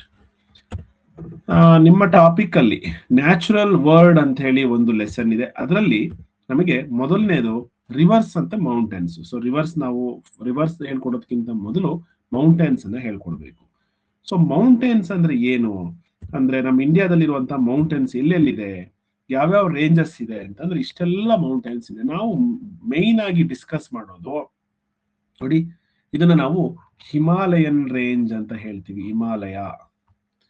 And ಇದು ವೆಸ್ಟರ್ನ್ ಘಾಟ್, ಇದು ಈಸ್ಟರ್ನ್ ಘಾಟ್, ಆಯ್ತಾ. ನೆಕ್ಸ್ಟ್ ಅರಾವಳಿ ಶ್ರೇಣಿ ಅಥವಾ ಅರಾವಳಿ ರೇಂಜ್ ಅಂತ ಹೇಳ್ತೀವಿ. ನೆಕ್ಸ್ಟ್ ವಿಂಧ್ಯ ರೇಂಜ್ ಅಂತ ಹೇಳ್ತೀವಿ. ನೆಕ್ಸ್ಟ್ ಸಾತ್ಪುರ್ ರೇಂಜ್ ಅಂತ ಹೇಳ್ತೀವಿ. ಇವನ್ನೆಲ್ಲ ನಾವು ಇಲ್ಲಿಂದ ಇದನ್ನ ವೆಸ್ಟರ್ನ್ ಘಾಟ್ಸ್ ಅಂತ ಹೇಳ್ತೀವಿ. ಓಕೆ, ಈಗ ಸರ್ ಯಾಕೆ ಇಷ್ಟೆಲ್ಲ ಇದೆ, ನಮಗೆ ಇವನ್ನೆಲ್ಲ ಹೇಗೆ ನಾವು ಸ್ಟಡಿ ಮಾಡೋದು, ನೆನ್ಪಿಟ್ಕೊಳ್ಳೋದು ಅಂತಂದ್ರೆ, ಮುಖ್ಯವಾಗಿ ನೀವು ಯಾವಾಗ್ಲೂ ಕೂಡ ಮ್ಯಾಪ್ ಅಲ್ಲೇ ನೆನ್ಪಿಟ್ಕೊಳ್ಬೇಕು. ಮ್ಯಾಪ್ ಅನ್ನ ನೋಡಿದ್ರೆ ನಿಮಗೆ ಗೊತ್ತಾಗ್ಬೇಕು ಯಾವ್ಯಾವ ಬೆಟ್ಟಗಳು, ಯಾವ್ಯಾವ ಪರ್ವತಗಳು, ಯಾವ್ಯಾವ ಮೌಂಟೇನ್ಸ್ ಎಲ್ಲಿದೆ ಅಂತ ಹೇಳಿ. ಸೊ ಮೈನ್ ಆಗಿ ಇವತ್ತು ನಾವು ಡಿಸ್ಕಸ್ ಮಾಡ್ತಿರೋದು ಹಿಮಾಲಯನ್ ರೇಂಜ್. ಈ ಹಿಮಾಲಯನ್ ರೇಂಜ್ ಯಾವ ರೀತಿ ಆಗಿದೆ, ಎಲ್ಲಿಂದ ಬಂತು, ಹೇಗೆ ಸ್ಟಾರ್ಟ್ ಆಯ್ತು ಅನ್ನೋದು ನೋಡೋಣ. ನೋಡಿ, ನಮಗೆ ಒಂದು 250 ಮಿಲಿಯನ್ ಇಯರ್ಸ್ ಎಗೋ, ನೆನ್ಪಿಟ್ಕೊಳ್ಳಿ 250 ಮಿಲಿಯನ್ ಇಯರ್ಸ್. ಸೊ 1 ಮಿಲಿಯನ್ ಅಂದ್ರೆ ನಿಮಗೆ ಗೊತ್ತಿದೆ 10 ಲ್ಯಾಕ್ ಇಯರ್ಸ್. ಅದೇ ತರ 250 million ago, million years ago ಅಂದ್ರೆ ಎಷ್ಟು ಲಕ್ಷ ವರ್ಷಗಳ ಹಿಂದೆ ಅನ್ನೋದು ನೀವು ಯೋಚನೆ ಮಾಡ್ಬೇಕು, ಆಯ್ತಾ. ಈ ರೀತಿ ಭೂಮಿ ಒಂದೇ ಕಡೆ ಇತ್ತು ಅಂತ ಹೇಳ್ತಾರೆ. ಅಂದ್ರೆ ಎಲ್ಲಾ ಭೂಮಿಗಳು, ಅಂದ್ರೆ ಎಲ್ಲಾ ಕಾಂಟಿನೆಂಟ್ಸ್ ಒಂದೇ ಕಡೆ ಇತ್ತು. ಇವಾಗ ಏನಿದೆ ಇಲ್ಲಿ ಹಿಮಾಲಯ ಇದೆಯಲ್ಲ, ಇಲ್ಲಿ ತೀತಸ್ ಅಥವಾ ತೇತಸ್ ಅನ್ನೋದೊಂದು ಸಿ ಇತ್ತು, ಅಂದ್ರೆ ಸಮುದ್ರ ಇತ್ತು ಅಂತ ಹೇಳ್ತಾರೆ, ಆಯ್ತಾ. ಇಲ್ಲಿ ಇವಾಗ ಈ ಕಾಂಟಿನೆಂಟ್ಸ್ ಎಲ್ಲವೂ ಕೂಡ ಮೂವ್ ಆಗ್ತಾ ಇತ್ತು. ನೋಡಿ, ಇಲ್ಲೊಂದು ಸಮುದ್ರ ಕಾಣಿಸ್ತಾ ಇದೆ. ಈ ಕಾಂಟಿನೆಂಟ್ ಮೂವ್ ಆಗ್ತಾ ಒಂದು ವರ್ಷಕ್ಕೆ 15 ಸೆಂಟಿಮೀಟರ್ ಈಗ್ಲೂ ಕೂಡ ಮೂವ್ ಆಗುತ್ತಂತೆ, 1 ವರ್ಷಕ್ಕೆ. ನೋಡಿ, ಇಲ್ಲಿರೋಂತ ಇದು ಕಾಂಟಿನೆಂಟ್ ಅಂದ್ರೆ ಭೂಶಿರ ಅಂತ ಹೇಳ್ತೀವಿ. ಅದೇನಾಗ್ತಾ ಇದೆ, ಮೂವ್ ಆಗ್ತಾ ಇರುತ್ತೆ. ಸೊ ಇಲ್ಲಿರುವಂತ ಸಮುದ್ರ ಕಮ್ಮಿ ಆಗ್ತಾ, ಅಂದ್ರೆ ಅದು ಕವರ್ ಆಗ್ತಾ ಬಂತು. ಸೊ ಇಲ್ಲಿಗೆ ಟಚ್ ಆಯ್ತು. ಸೊ ಟಚ್ ಆದ್ಮೇಲೆ ಏನಾಯ್ತು ನೋಡಿ, ಈ ರೀತಿ ಮೂವ್ ಆಗ್ತಾ ಇರುತ್ತೆ. ಮೂವ್ ಆಗಿ ಟಚ್ ಆದಾಗ ಆ ಕಡೆಯಿಂದನೂ ಕೂಡ ಪ್ಲೇಟ್ಲೆಟ್ಸ್ ಅಂತ ಏನ್ ಹೇಳ್ತೀವಿ ನಾವು, ಪ್ಲೇಟ್ಲೆಟ್ಸ್ ಅಲ್ಲ, ಟೆಕ್ಟಾನಿಕ್ ಪ್ಲೇಟ್ಸ್ ಅಂತ ಹೇಳ್ತೀವಿ. ಆ ಟೆಕ್ಟಾನಿಕ್ ಪ್ಲೇಟ್ಸ್ ಆ ಕಡೆಯಿಂದನೂ ಬಂದು ಈ ಕಡೆಯಿಂದನೂ ಹೋದಾಗ ಇದನ್ನು ಮಡಿಕೆ ಪರ್ವತಗಳು ಅಂತ ಹೇಳ್ತೀವಿ, ಫೋಲ್ಡೆಡ್ ಮೌಂಟೇನ್ಸ್ ಅಂತ ಹೇಳಿ. ಅಂದ್ರೆ ನೋಡಿ, ಇಲ್ಲಿ ನಿಮ್ಗೆ ಯಾರೋ ಮಾರ್ಕ್ ಕಾಣಿಸ್ತಿದೆಯಲ್ವಾ, ಈ ಟೆಕ್ಟಾನಿಕ್ ಪ್ಲೇಟ್ಸ್ ಅಂದ್ರೆ ಭೂತಟ್ಟೆಗಳು ಅಂತ ಏನ್ ಹೇಳ್ತೀವಿ. ಆ ಭೂತಟ್ಟೆಗಳು ಒಂದಕ್ಕೊಂದು ಚಲಿಸ್ತಾ ಇರುತ್ತೆ. ಆ ಕಡೆಯಿಂದನೂ ಚಲಿಸಿದಾಗ ಅವೆರಡೂ ಕೂಡ ಒತ್ತಿದಾಗ ಈ ರೀತಿಯಾಗಿ ಇಲ್ಲಿ ಮೌಂಟೇನ್ಸ್ ಆಯ್ತು. ಎರಡು ಕೂಡ ನೀವು ಒಂದು ಪೇಪರ್ ಇಟ್ಕೊಂಡು ಎರಡೂ ಕಡೆ ಪ್ರೆಸ್ ಮಾಡಿದಾಗ ಯಾವ ರೀತಿ ಮೇಲ್ಗಡೆ ಉಬ್ಬುತ್ತಲ್ವಾ, ಅದೇ ತರ ಈ ಟೆಕ್ಟಾನಿಕ್ ಪ್ಲೇಟ್ಸ್ ಏನಾಗಿದೆ, ಎರಡೂ ಕಡೆ ಪ್ರೆಸ್ ಆಗಿ ಇಲ್ಲಿರುವಂತ ಸಮುದ್ರ ಹೋಗಿ ಇವಾಗ ಇಲ್ಲಿ ಹಿಮಾಲಯನ್ ರೇಂಜ್ ಅಥವಾ ಬೆಟ್ಟ ಗುಡ್ಡಗಳು ಬಂದಿದೆ. ಹಾಗಾಗಿನೇ ಇಲ್ಲಿ ಅದು ನಿಮಗೆ ಬೇಸಿಕ್ ಮಾಹಿತಿ. ಈಗ ನಾವೇನ್ ಕಲಿತೀವಿ ನೋಡಿ, ಈ ಟೆಥಸ್ ಸಿ ಇರೋದು ಇವಾಗ ಇಲ್ದೇನೆ ಆಗಿ ಇವಾಗ ಅದು ಇಂಡಿಯಾ ಆಗಿದೆ, ಇಲ್ಲಿ ಕವರ್ ಆಗ್ಬಿಟ್ಟಿದೆ, ಇದು ಹೋಯ್ತು. ಸೊ ಆ ಕಡೆ ಇರುವಂತಹ ಟೆಕ್ಟಾನಿಕ್ ಪ್ಲೇಟು, ಈ ಕಡೆ ಇರುವಂತಹ ಪ್ಲೇಟು ಎರಡೂ ಕೂಡ ಪ್ರೆಸ್ ಆಗಿ ಇಲ್ಲಿ ಹಿಮಾಲಯನ್ ರೇಂಜ್ ಸ್ಟಾರ್ಟ್ ಆಗಿದೆ. ಬೇಸಿಕ್ ಮಾಹಿತಿ.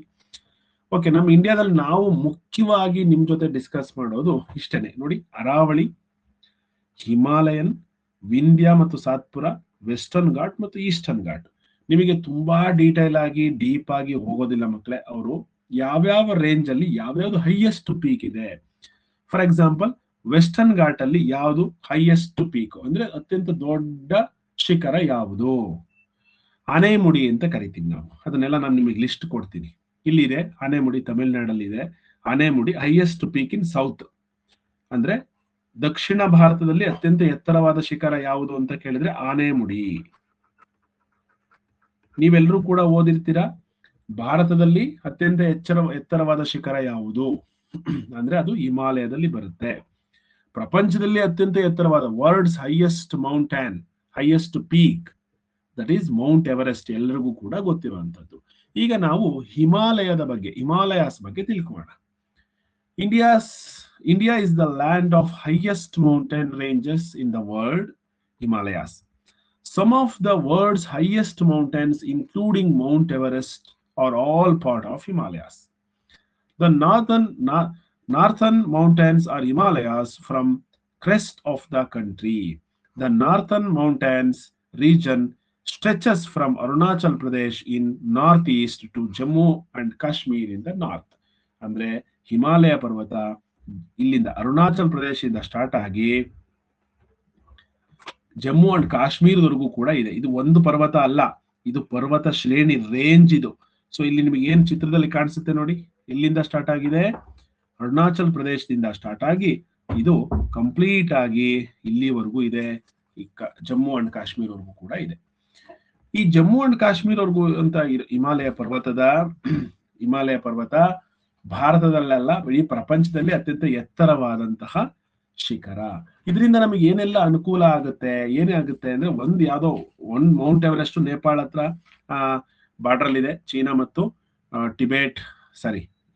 ಮತ್ತು ನೇಪಾಳ ಬಾರ್ಡರ್ ಅಲ್ಲಿ ಒಂದು ಮೌಂಟ್ ಎವರೆಸ್ಟ್ ಇದೆ. ಅದು highest peak in the world, 8848 metre from the sea level, ಅಂದ್ರೆ 8848 ಮೀಟರ್ ಎತ್ತರವ ಇದೆ. ಯಾವುದು ಮೌಂಟ್ ಎವರೆಸ್ಟ್. ಅದನ್ನ ನೀವು ಮ್ಯಾಪ್ ನಲ್ಲಿ ನೋಡಿದ್ರೆ ನಿಮಗೆ ಮ್ಯಾಪ್ ಅಲ್ಲಿ ಕಾಣಿಸುತ್ತೆ, ಆಯ್ತಾ? ಅದನ್ನ ನಾನು ನಿಮಗೆ ಇಲ್ಲೂ ಕೂಡ ತೋರಿಸ್ತೀವಿ. I think this one is here. So map ಅಲ್ಲಿ ಇನ್ನೊಂದ್ಸಲ ನೀವು ಗಮನಿಸಿ ನೋಡಬಹುದು. ಭಾರತದ ಅತ್ಯಂತ ಎತ್ತರವಾದ ಶಿಖರ ಯಾವುದು? ನೀವು ಇದನ್ನೇ ಕಲಿಬೇಕಾಗಿರೋದು ಮುಖ್ಯವಾಗಿ. ಪ್ರಪಂಚದ ಅತ್ಯಂತ ಎತ್ತರವಾದ ಶಿಖರ, ವರ್ಲ್ಡ್ಸ್ ಹೈಯೆಸ್ಟ್ ಮೌಂಟೇನ್ ಅಂತ ಕೇಳಿದ್ರೆ ಹಿಮಾಲಯ, ಮೌಂಟ್ ಎವರೆಸ್ಟ್. ಎಲ್ಲರಿಗೂ ಗೊತ್ತು, ಮೌಂಟ್ ಎವರೆಸ್ಟ್ ಇಸ್ ದ, ನೋಡಿ ಇಲ್ಲಿ, world's highest mountains including Mount Everest ಇದೇ ರೇಂಜ್ ಅಲ್ಲಿ ಇದೆ.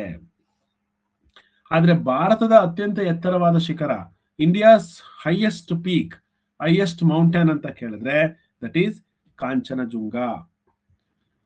ಆಯ್ತಾ ಸರ್? K2 ಅಲ್ವಾ? K2 ಕೂಡ ಒಂದು ಇದೆ, ಕಾರಕೋರಂ ಶ್ರೇಣಿಯಲ್ಲಿರುವಂತಹ, ನಾವು ಅದನ್ನ ಗಾಡ್ವಿನ್ ಆಸ್ಟಿನ್ ಅಂತಾನೂ ಕೂಡ ಕರಿತೀವಿ. But it is in India ಮತ್ತು ಚೀನಾ ಬಾರ್ಡರ್ ಅಲ್ಲಿ. ಇದು ಏನು POK ಅಂತ ಹೇಳ್ತೀವಿ ನಾವು, ಪಾಕ್ ಆಕ್ರಮಿತ ಕಾಶ್ಮೀರ, ಪಾಕ್ ಆಕ್ಯುಪೈಡ್ ಕಾಶ್ಮೀರ್ ಅಂತ ಹೇಳ್ತೀವಲ್ವಾ, ಆ ಪಾರ್ಟ್ ಅಲ್ಲಿ ಈ K2 ಪರ್ವತ ಇದೆ. ಹಾಗಾಗಿ ಅದು ಭಾರತಕ್ಕೆ ಸೇರೋದಿಲ್ಲ. ಸೊ ನಾವು ಭಾರತದ ಅತ್ಯಂತ ಎತ್ತರವಾದ ಶಿಖರ ಅಂತಂದ್ರೆ ಅದನ್ನ ಕಾಂಚನಜುಂಗ ಅಂತ ಹೇಳ್ತೀವಿ. ಕಾಂಚನಜುಂಗ ಎಲ್ಲಿಂದ ಸ್ಟಾರ್ಟ್ ಆಗಿದೆ? ಜಮ್ಮು ಅಂಡ್ ಕಾಶ್ಮೀರ್ ಇಂದ ಸ್ಟಾರ್ಟ್ ಆಗಿದ್ದು ಉತ್ತರಾಖಂಡ್, ಇದು ನೇಪಾಳ ಬರುತ್ತೆ ನೋಡಿ, ಇಲ್ಲಿ ಬರೋದಿಲ್ಲ ಹಿಮಾಲಯ. ನೆಕ್ಸ್ಟ್ ಅಂದ್ರೆ ಅದೇ ಶ್ರೇಣಿ ಕಂಟಿನ್ಯೂ ಆಗುತ್ತೆ, ಅರುಣಾಚಲ್ ಪ್ರದೇಶವರೆಗೂ ಕೂಡ ಇದೆ. ಆಯ್ತಾ? Next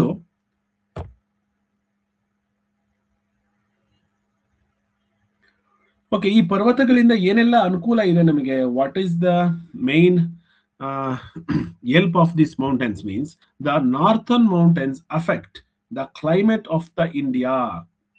They block the cold winds that blow from the north. ನೋಡಿ, ನಾರ್ತ್ ಇಂದ ಬರುವಂತಹ ಶೀತ ಗಾಳಿಯನ್ನ, ಕೋಲ್ಡ್ ವಿಂಡ್ಸ್ ಈ ಕಡೆ ಬರೋದನ್ನ ತಡೆಯುತ್ತೆ. ನಾವೆಲ್ಲ ಸೇಫ್ ಆಗಿದ್ದೀವಿ. ಸೊ ಇದು ಎತ್ತರವಾಗಿರೋದ್ರಿಂದ ಇಲ್ಲಿ ಬರುವಂತಹ ಕೋಲ್ಡ್ ವಿಂಡ್ ಅನ್ನ ಅದು ಕಂಟ್ರೋಲ್ ಮಾಡುತ್ತೆ. The Himalaya are the natural barrier for rain-bearing clouds. ನೋಡಿ, ನ್ಯಾಚುರಲ್ ಬ್ಯಾರಿಯರ್ ಅಂದ್ರೆ ಒಂದು ಸ್ವಾಭಾವಿಕವಾಗಿ ಬಂದಿರುವಂತಹ ಒಂದು ಗೋಡೆ ತರ ನಮಗೆ ಮಳೆಯನ್ನ ಇಲ್ಲಿ ಸುರಿಸುತ್ತೆ. ಜೊತೆಗೆ ಶತ್ರುಗಳು ಕೂಡ ಆಚೆ ಕಡೆಯಿಂದ, ಈಗ ಉದಾಹರಣೆಗೆ ಚೀನಾದಿಂದ ನಮಗೆ ಯಾರು ಕೂಡ ಆಪೋನೆಂಟ್ಸು ನಮಗೆ ನಮ್ಮ ಮೇಲೆ ವಾರ್ನ ಮಾಡ್ಲಿಕ್ಕೆ ಅಷ್ಟು ಸುಲಭ ಇಲ್ಲ, ಯಾಕೆಂದ್ರೆ ಇಲ್ಲಿ ಹಿಮಾಲಯನ್ ಈ ರೇಂಜ್ ಇರೋದ್ರಿಂದ. Therefore, northern plains receive rains and experience a moderate climate. The Himalayas are also the source of many important rivers. These rivers are lifeline of the plain of India. ಅಂದ್ರೆ ಈ ಹಿಮಾಲಯ ಇರೋದ್ರಿಂದ ಇಲ್ಲಿ ಅನೇಕ ನದಿಗಳು, ಜೀವ ನದಿಗಳು ಇಲ್ಲಿ ಉಗಮವನ್ನು ಪಡಿತವೆ. ಉದಾಹರಣೆಗೆ ಮೇನ್ ಆಗಿ ಗಂಗಾ, ಸಿಂಧು ಅಂಡ್ ಬ್ರಹ್ಮಪುತ್ರ, ಈ ಮೂರು ನದಿಗಳು. ಜೊತೆಗೆ ಅದರ ಟ್ರಿಬ್ಯೂಟ್ರೀಸ್ ಅಂದ್ರೆ ಏನು ಅಂತ ಅವತ್ತು ಹೇಳ್ಕೊಟ್ಟಿದ್ವಿ ನಿಮಗೆ, ಉಪನದಿಗಳು. ಸೊ ಇದು ತುಂಬಾ ಮುಖ್ಯ. ಮಳೆಗಾಲದಲ್ಲಿ ಮಳೆಯಿಂದ, ಬೇಸಿಗೆ ಕಾಲದಲ್ಲಿ ಈ ಸ್ನೋ ಮೆಲ್ಟ್ ಆಗಿ ನಮಗೆ ನದಿ ಆಗಿ ಹರಿಯುತ್ತೆ. ಹಾಗಾಗಿ ನಾವು ಈ ಹಿಮಾಲಯದ ಅನುಕೂಲವನ್ನ ಅತಿ ಹೆಚ್ಚು ಪಡಿತಿರೋದು ಅಂದ್ರೆ ಇಂಡಿಯಾದವರು. The Himalayas are also source of many important rivers. These rivers are the lifeline of Indian plains of India. ಅಂದ್ರೆ ಇಲ್ಲಿರುವಂತಹ ಏನ್ ಅಗ್ರಿಕಲ್ಚರ್ ಮಾಡ್ಲಿಕ್ಕೆ ಭಾರತದಲ್ಲಿ ಇದ್ದಾರೆ, ಇವರು ಎಲ್ಲರಿಗೂ ಕೂಡ ಇಲ್ಲಿ ಹರಿಯುವಂತ ನದಿಗಳೇ ನಮಗೆ ಜೀವನಾಧಾರವಾಗಿದೆ. ನೆಕ್ಸ್ಟ್, ಈ ಹಿಮಾಲಯ ಶ್ರೇಣಿಯನ್ನ ನಾವು 3 ಮೇನ್ ರೇಂಜಸ್ ಆಗಿ ಡಿವೈಡ್ ಮಾಡಿದ್ವಿ. That is north greater Himalaya, middle Himalaya and outer Himalaya ಅಂತ ಹೇಳ್ತೀವಿ. ಸೊ ಬೇರೆ ಬೇರೆ ವರ್ಡ್ ಇಂದಲೂ ಹೇಳ್ತಾರೆ, ನಿಮಗೆ ಈಸಿಯಾಗಿ ಅರ್ಥ ಆಗ್ಲಿ ಅಂತ ಹೇಳಿ. ಅತ್ಯಂತ ಎತ್ತರವಾದ ಹಿಮಾಲಯನ ಮಹಾ ಹಿಮಾಲಯ ಅಥವಾ ಹಿಮಾದ್ರಿ ಅಂತ ಹೇಳ್ತೀವಿ. ಮಧ್ಯ ಹಿಮಾಲಯನ ಹಿಮಾಚಲ್ ಅಂತ ಹೇಳ್ತೀವಿ. ಅಂಡ್ ಹೊರ ಹಿಮಾಲಯ ಅಥವಾ ಔಟರ್ ನಾವು ಶಿವಾಲಿಕ್, ಇದನ್ನ ಪಾದ ಬೆಟ್ಟಗಳು ಅಂತ ಕೂಡ ಹೇಳ್ತೀವಿ. ಏನು ಅದು ಚಿತ್ರದಲ್ಲಿ ನಿಮಗೆ ಕಾಣಿಸುತ್ತೆ ನೋಡಿ. ಈ ಹಿಮಾಲಯದಲ್ಲಿ 3 ಫಸ್ಟ್ ಸ್ಟಾರ್ಟ್ ಆಗುತ್ತಲ್ಲ, ಇದನ್ನ ನಾವು ಶಿವಾಲಿಕ್ ರೇಂಜ್ ಅಂತ ಹೇಳ್ತೀವಿ. ಅಂದ್ರೆ ಪಾದ ಬೆಟ್ಟಗಳು ಇಲ್ಲಿಂದ ಸ್ಟಾರ್ಟ್ ಆಗಿದೆ ಅಂತ.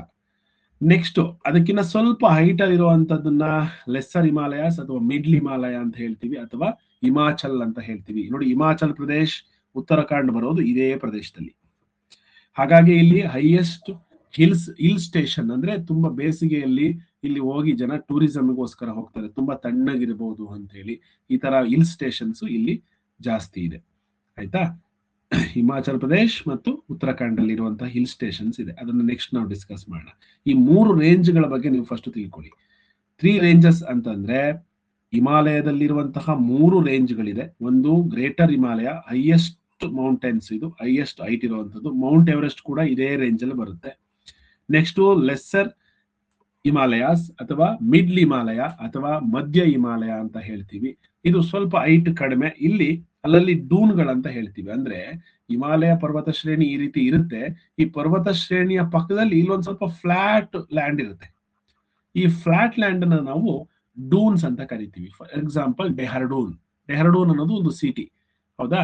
ಅದು ಹಿಮಾಚಲ್ ಪ್ರದೇಶ್ನ ಉತ್ತರಾಖಂಡ್ ಸ್ಟೇಟ್ ನ ಕ್ಯಾಪಿಟಲ್ ಸಿಟಿ. ಅದನ್ನ ನಾವು ಡೂನ್ ಅಂತೀವಿ. ಅದು ಡೆಹ್ರಾಡೂನ್, ಅದು ಊರ ಹೆಸರು. ಈ ರೀತಿ ಅನೇಕ ಡೂನ್ಗಳು ಕಾಣಿಸುತ್ತೆ.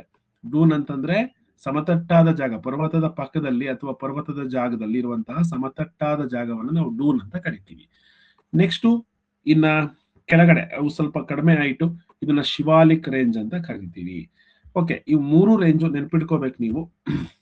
ಗ್ರೇಟರ್ ಹಿಮಾಲಯದಲ್ಲಿ ಏನೆಲ್ಲ ಅನುಕೂಲ ಇದೆ, ಏನೆಲ್ಲ ನದಿಗಳು ಅಲ್ಲಿ ಹುಟ್ಟುತ್ತೆ, ಜೊತೆಗೆ ಯಾವ ಅನಿಮಲ್ಸ್ ಇರುತ್ತೆ ಅನ್ನೋದನ್ನ ನಮಗೆ ಇಂಪಾರ್ಟೆಂಟ್ ಆಗಿ ತಿಳ್ಕೋಬೇಕು. Greater Himalayas or Himadri have some of the highest mountains of Himalayan range. The mountains of these region covered with snow and glaciers throughout the year. Extremely cold climate. ಈ greater ಹಿಮಾಲಯದಲ್ಲಿ extremely cold climate ಇರುತ್ತೆ. These glaciers are source of many important rivers like Ganga, Yamuna, Indus and Brahmaputra. ನೋಡಿ, ಈ greater ಹಿಮಾಲಯದಲ್ಲೇ highest reverse origin ಆಗೋದು. ಆಯ್ತಾ? ಇಲ್ಲಿಂದ ಆ ರಿವರ್ಗಳು ಈ plain ಕಡೆಗೆ ಹರ್ಕೊಂಡು ಬರುತ್ತೆ. The vegetation sparse as only a few plants like lichens, moss and wild flowers can survive in the cold climate. ಇಲ್ಲಿ ತುಂಬಾ ಜಾಸ್ತಿ ಗಿಡಗಳು ಇರೋದಿಲ್ಲ, ಒಂದೇ ತರದ್ದು ಗಿಡಗಳು. ಅದನ್ನ ನಾವು lichens, mass and wild flower ಅಂತ ಹೇಳ್ತೀವಿ. ಅವು ಮಾತ್ರ ಇಲ್ಲಿ ಬದುಕ್ತವೆ. ಯಾಕೆಂದ್ರೆ ಹೈಯೆಸ್ಟ್ ಕೋಲ್ಡ್ ಇರೋದ್ರಿಂದ ಅಲ್ಲಿ ಅದಕ್ಕೆ ಮಾಡಿಫೈ ಆಗಿರುತ್ತೆ ಕೆಲವೊಂದು ಗಿಡಗಳು, ಅವು ಮಾತ್ರ ಅಲ್ಲಿ ಬದುಕ್ತವೆ. ಸೊ ಅಲ್ಲೂ ಕೂಡ ಪ್ರಾಣಿಗಳು ಇರ್ತವೆ. ಆ ಪ್ರಾಣಿಗಳು ನೋಡಿ, ಸ್ನೋ ಲೆಪರ್ಡ್, ಯಾಕ್, ಗೋಟ್, ಶೀಪ್, ಈ ರೀತಿಯಾದಂತಹ ಪ್ರಾಣಿಗಳು ಆ ವಾತಾವರಣದಲ್ಲಿ ಬದುಕ್ತವೆ. ಅಂಡ್ ಹೈಯೆಸ್ಟ್ ಮೌಂಟೇನ್ ನಮ್ಮ ಇಂಡಿಯಾದಲ್ಲಿರೋದು ಕಾಂಚನಜುಂಗ. ದಟ್ ಈಸ್ 8586, ಅಂದ್ರೆ 8586 metre height from the sea level. Mount Everest ಕೂಡ ಅದೇ ರೇಂಜ್ ಅಲ್ಲಿ ಇರೋದು, ಬಟ್ ನಮ್ಮ ಇಂಡಿಯಾದಲ್ಲಿ ಇಲ್ಲ. ಇದು ಇಂಡಿಯಾದಲ್ಲಿರುವಂತಹ ಹೈಯೆಸ್ಟ್ ಮೌಂಟೇನ್ ಯಾವುದು ಅಂದ್ರೆ ದಟ್ ಈಸ್ ಕಾಂಚನಜುಂಗ. ವರ್ಲ್ಡ್ ಅಲ್ಲಿರೋ ಹೈಯೆಸ್ಟ್ ಪೀಕ್ ಯಾವುದು ಅಂದ್ರೆ that is Mount Everest. So ಅದನ್ನ ಕನ್ನಡದಲ್ಲೂ ಕೂಡ ಈ ಏನ್ ಟೆಕ್ಸ್ಟ್ ನಾವು ರೆಡಿ ಮಾಡಿದೀವಿ, ಇದು ನಿಮಗೆ ನೋಟ್ಸ್ ರೀತಿಯಲ್ಲಿ ಬರುತ್ತೆ. ಒಂದ್ ಸ್ವಲ್ಪ ನೋಟ್ಸ್ ಅನ್ನ ಮಾಡ್ಕೋಬೇಕು. ಜೊತೆಗೆ ನಾವು ಮಧ್ಯ ಹಿಮಾಲಯ ಅಂದ್ರೇನು ಅದನ್ನೆಲ್ಲ ತುಂಬಾ ಡೀಟೈಲ್ ಆಗಿ ಹೋಗ್ಬೇಡಿ ಮಕ್ಳೇ. ನಾವ್ ಇಷ್ಟೆಲ್ಲ ನಮಗೆ ಎಲ್ಲಾ ಟಾಪಿಕ್ ಇಷ್ಟು ಡೀಟೈಲ್ ಆಗಿ ಓದ್ಲಿಕ್ಕೆ ಅಷ್ಟು ಟೈಮ್ ಸಾಕಾಗೋದಿಲ್ಲ. ಅದಕ್ಕೆ ಏನ್ ಮಾಡೋಣ, ಸ್ವಲ್ಪ ಬ್ರೀಫ್ ಆಗಿ, ಅಂದ್ರೆ ಬರ್ಡ್ ವ್ಯೂ ತರ ನಾವು ಮಾಡ್ಕೊಂಡು ಓದ್ಬೇಕಾಗತ್ತೆ, ನೆನ್ಪಿಟ್ಕೋಬೇಕಾಗತ್ತೆ.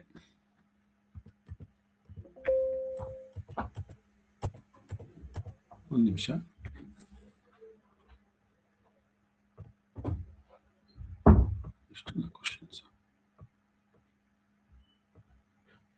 ಒಂದು ನಿಮಿಷ ಹಾಗೆ ಇರಿ, ಸ್ವಲ್ಪ ಕ್ವಶನ್ಸ್ ಕೂಡ ಹಾಕೊಂಡಿದ್ವಿ.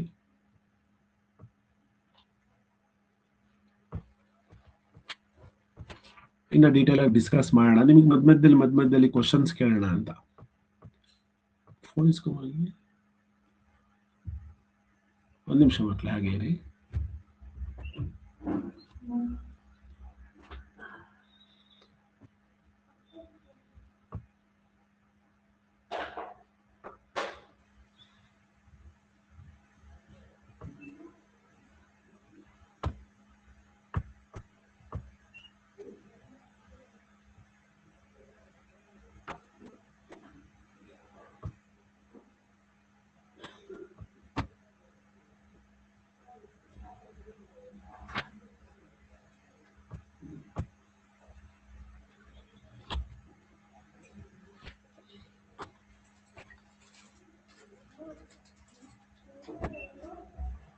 ಒಂದು ನಿಮಿಷ ಮಕ್ಕಳೇ.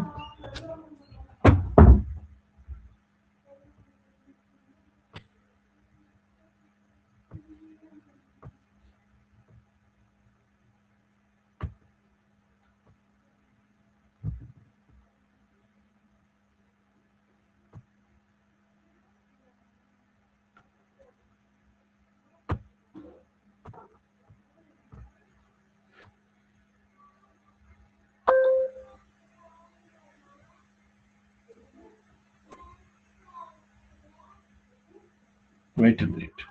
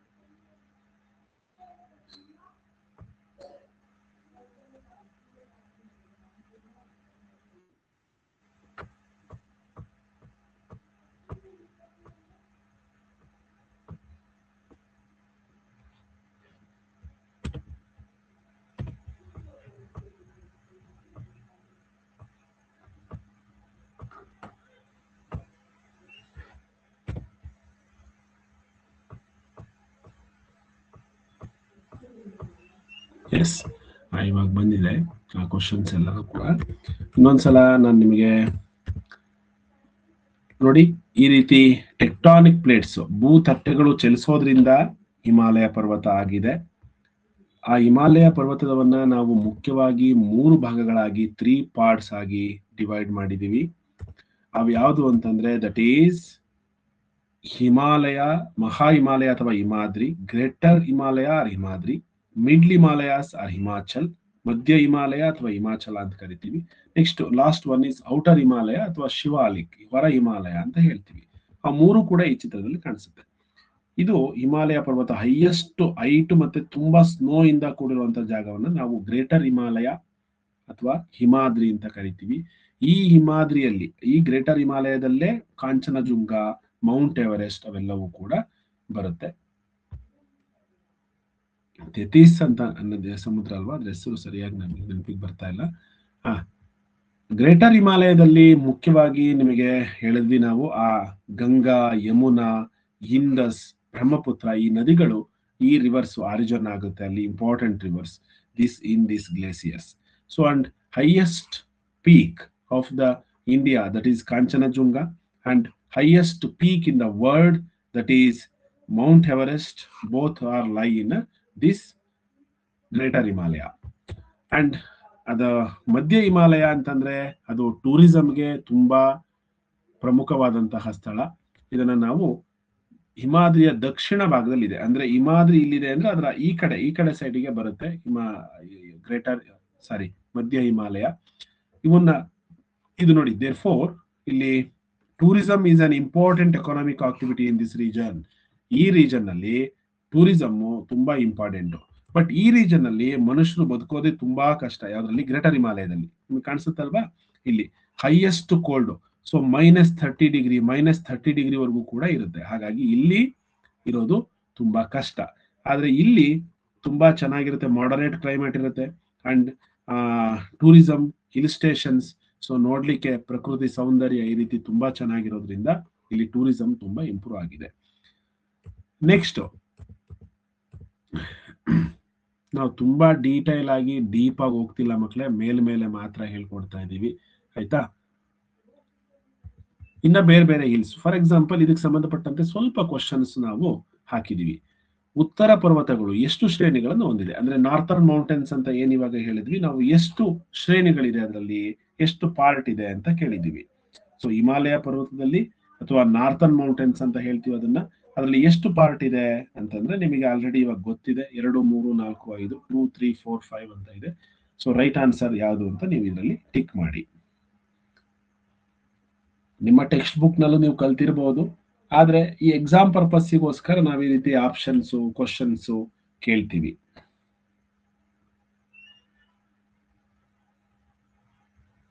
ಅದನ್ನ ಏನ್ ಯೋಚನೆ ಮಾಡ್ತೀವಿ, ಇವಾಗಷ್ಟೇ ಹೇಳ್ಕೊಟ್ಟಿದೀವಲ್ವಾ, ಸ್ವಲ್ಪ ಸ್ಪೀಡಾಗಿ ಟಚ್ ಮಾಡಿ. ಸೊ 3 ಇದೆ, ಸೊ 3 ಇವಾಗಷ್ಟೇ ಹೇಳಿದ್ವಲ್ವಾ, ನೋಡಿ ಇಲ್ಲೇ ಕಾಣಿಸುತ್ತೆ ನಿಮಗೆ 3 ranges. One is greater Himalaya, middle Himalaya and Shivalik ಅಥವಾ outer Himalaya.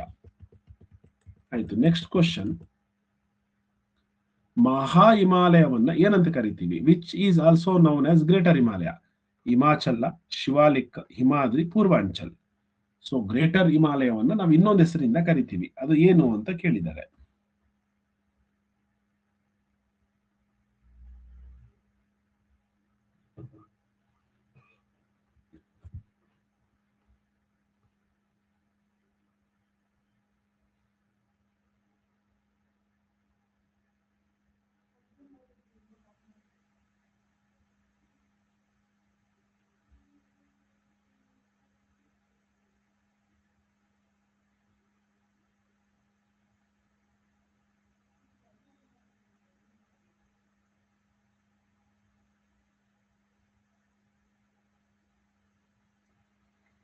S, that is option C, Himadri ಅಂತ ಕರೀತಾರೆ.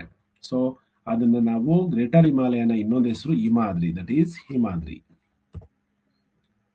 ಯಾವ ಹಿಮಾಲಯಗಳು ವರ್ಷ ಪೂರ್ತಿ ಹಿಮದಿಂದ ಆವೃತವಾಗಿದೆ? ಅಫ್ಕೋರ್ಸ್ ದಟ್ ಈಸ್ ಮಹಾ ಹಿಮಾಲಯ ಅಥವಾ greater Himalayas. Which Himalayas R covered with snow through out the year ಅಂದ್ರೆ that is greater Himalaya. It covers through out snow through out the year.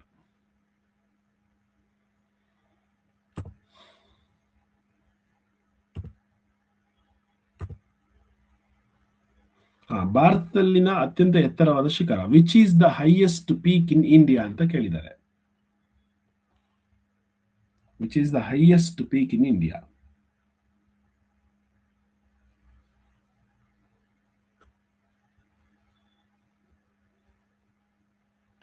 Mount Everest, Nanda Devi, Kanchenjunga. So ಇಲ್ಲಿ spelling ತಪ್ಪಾಗಿದೆ, ಕಾಂಚನಜುಂಗ ಆಗಿದೆ. K2.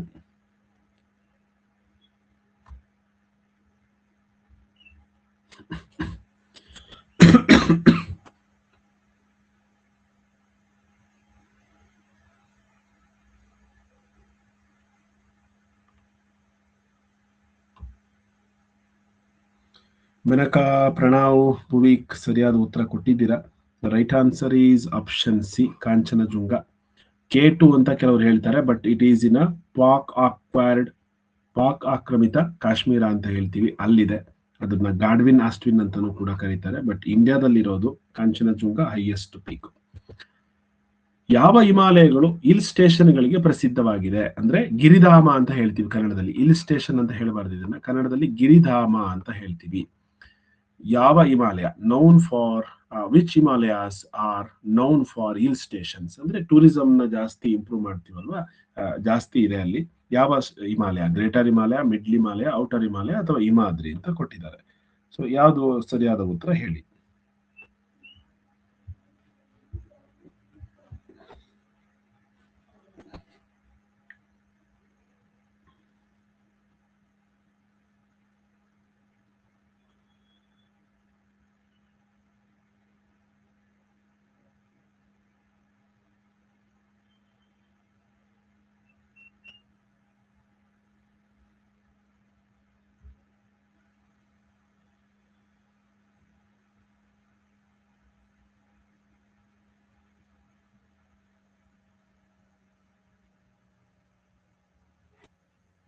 ಎಸ್, ಶ್ರಿಯಾನ್, ಪ್ರಣವ್ ಸರಿಯಾದ ಉತ್ತರ ಕೊಟ್ಟಿದ್ದೀರಾ. 43 members. That is in middle Himalaya. ನಮಗೆ ಮಧ್ಯ ಹಿಮಾಲಯದಲ್ಲಿ ಅತಿ ಹೆಚ್ಚು ಟೂರಿಸಂ ಅಥವಾ ಗಿರಿಧಾಮಗಳು ಇದೆ. ಹಾಗಾಗಿ ನಾವು ಅದನ್ನ ಫೇಮಸ್ ಫಾರ್ ಹಿಲ್ ಸ್ಟೇಷನ್ಗೆ ಫೇಮಸ್ ಅಂತ ಹೇಳ್ತೀವಿ. ಉದಾಹರಣೆಗೆ ಡೆಹ್ರಾಡೂನ್, ಡೂನ್ ಅಂತ ಹೇಳ್ತೀವಲ್ವಾ ಅದು. ಶಿವಾಲಿಕ್ ಶ್ರೇಣಿಗಳು ಯಾವ ಭಾಗಕ್ಕೆ ಸೇರಿದೆ? Shivalik range belongs to greater Himalaya, middle Himalaya, outer Himalaya ಅಥವಾ ಪೂರ್ವಾಂಚಲ್. ಇದರಲ್ಲಿ 4ರಲ್ಲಿ ಯಾವುದು ಅಂತ ಕೇಳಿದ್ದಾರೆ. ಶಿವಾಲಿಕ್ ಬೆಟ್ಟ ಶ್ರೇಣಿಗಳು ಯಾವುದು? ಮಿಡ್ಲ, ಔಟರ, ಗ್ರೇಟರ, ಪೂರ್ವಾಂಚಲ?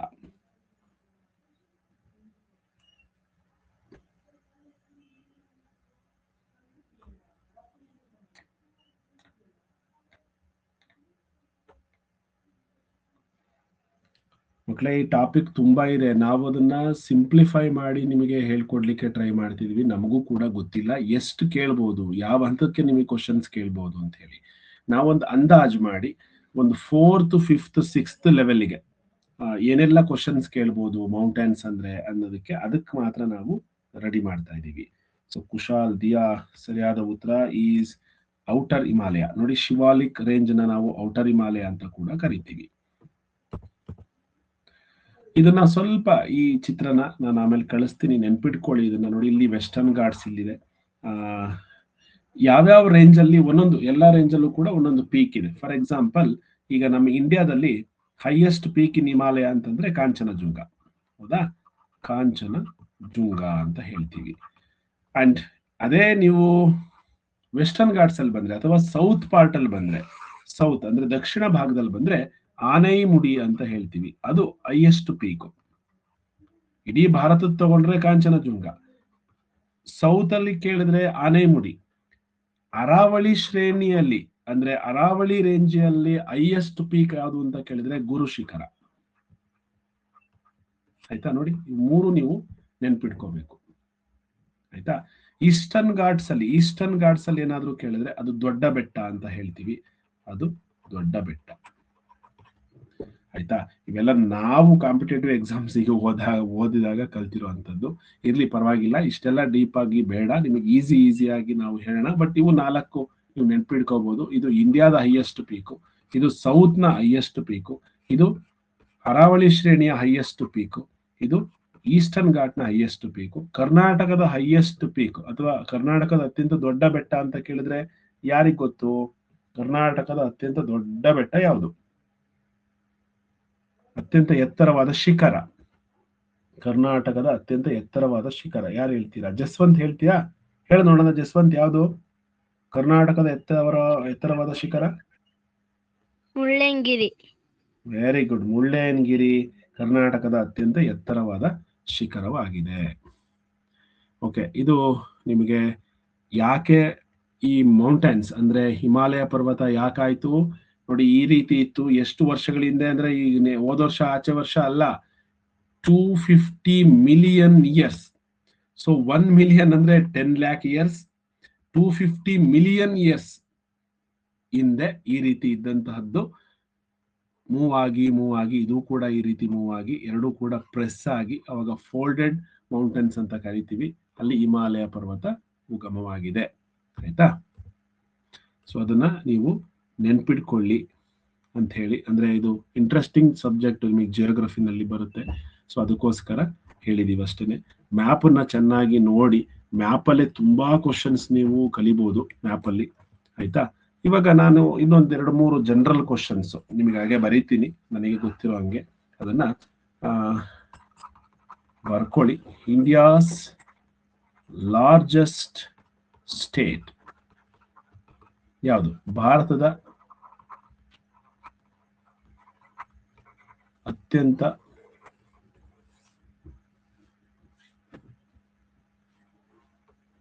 ದೊಡ್ಡ ರಾಜ್ಯ ವಿಸ್ತೀರ್ಣದಲ್ಲಿ ಅಂತ ಕೇಳ್ತಾರೆ. ವಿಸ್ತೀರ್ಣ ಅಂದ್ರೆ ಜಾಗದಲ್ಲಿ. India's largest state in area wise largest state ಯಾವುದು? So option A, option B, C ಮತ್ತು ಡಿ ಅಂತ ಆಪ್ಷನ್ಸ್ ಕೊಡ್ತೀನಿ, ನೋಡೋಣ. Option A Rajasthan,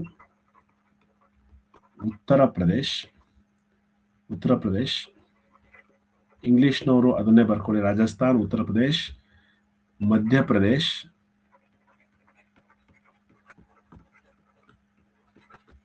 Maharashtra. Okay, ಯಾವುದು ಇಂಡಿಯಾದ ಲಾರ್ಜೆಸ್ಟ್ ಸ್ಟೇಟ್ ಯಾವುದು ಅಂತ ನೀವು ಇವಾಗ ನಿಮಗೆ ಗೊತ್ತಿದ್ರೆ, ಜನರಲ್ ನಾಲೆಡ್ಜ್ ಇದು. ಸೂಪರ್ಲೇಟಿವ್ಸ್ ಆಫ್ ಇಂಡಿಯಾ ಅಂತೇಳಿ ನಿಮ್ಗೊಂದು ಟಾಪಿಕ್ ಇದೆ, ಅದರಲ್ಲಿ ಕ್ವಶನ್ಸ್ ಕೇಳಬಹುದು ಅವರು. ಹಾಗಾಗಿ ಕೊಟ್ಟಿದ್ದೀವಿ. ಸ್ಮಾಲೆಸ್ಟ್ ಸ್ಟೇಟ್ ಯಾವುದು, ಲಾರ್ಜೆಸ್ಟ್ ಸ್ಟೇಟ್ ಯಾವುದು,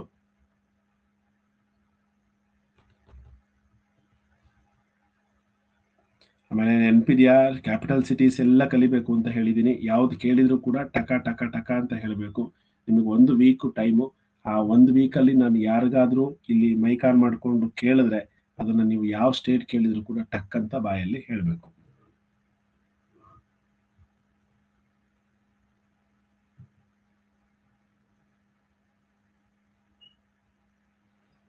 ಖುಷಿ, ಬೆನಕ, ತುಂಬಾ ಜನ ಕರೆಕ್ಟ್ ಉತ್ತರ ಕೊಟ್ಟಿದ್ದೀರಾ. The right answer is Rajasthan. Area wise greatest ಅಂದ್ರೆ ಲಾರ್ಜೆಸ್ಟ್ ಸ್ಟೇಟ್ ಇಂಡಿಯಾದಲ್ಲಿ, ದಟ್ ಈಸ್ ರಾಜಸ್ಥಾನ್.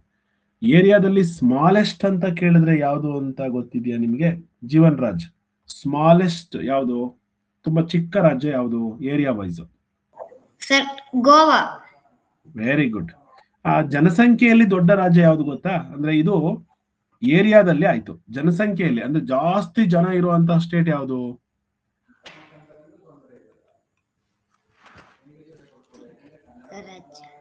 ಗೊತ್ತಿಲ್ಲ.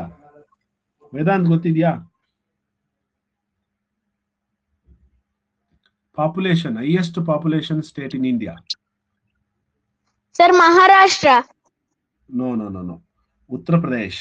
ಉತ್ತರ Pradesh highly populated state in India. ಆಯ್ತಾ? ಪುಣ್ಯಶ್ರೀ ಇವತ್ತು ಜಾಯಿನ್ ಆಯ್ತಾ? ಸರಿ ಆಯ್ತಾ? ಸಮಸ್ಯೆ ಬಗೆಹರಿತಾ? ಓಕೆ. ಬೆನಕ ಹ್ಯಾಂಡ್ ರೈಸ್ ಮಾಡಿ. ಅಂಡಮಾನ್ ಮತ್ತು ನಿಕೋಬಾರ್ ಕ್ಯಾಪಿಟಲ್ ಸಿಟಿ ಯಾವುದು?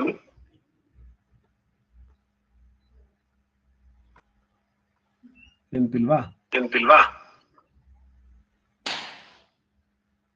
ನನ್ನ ವಾಯ್ಸ್ ನನಗೆ ಕೇಳ್ತಿದೆ.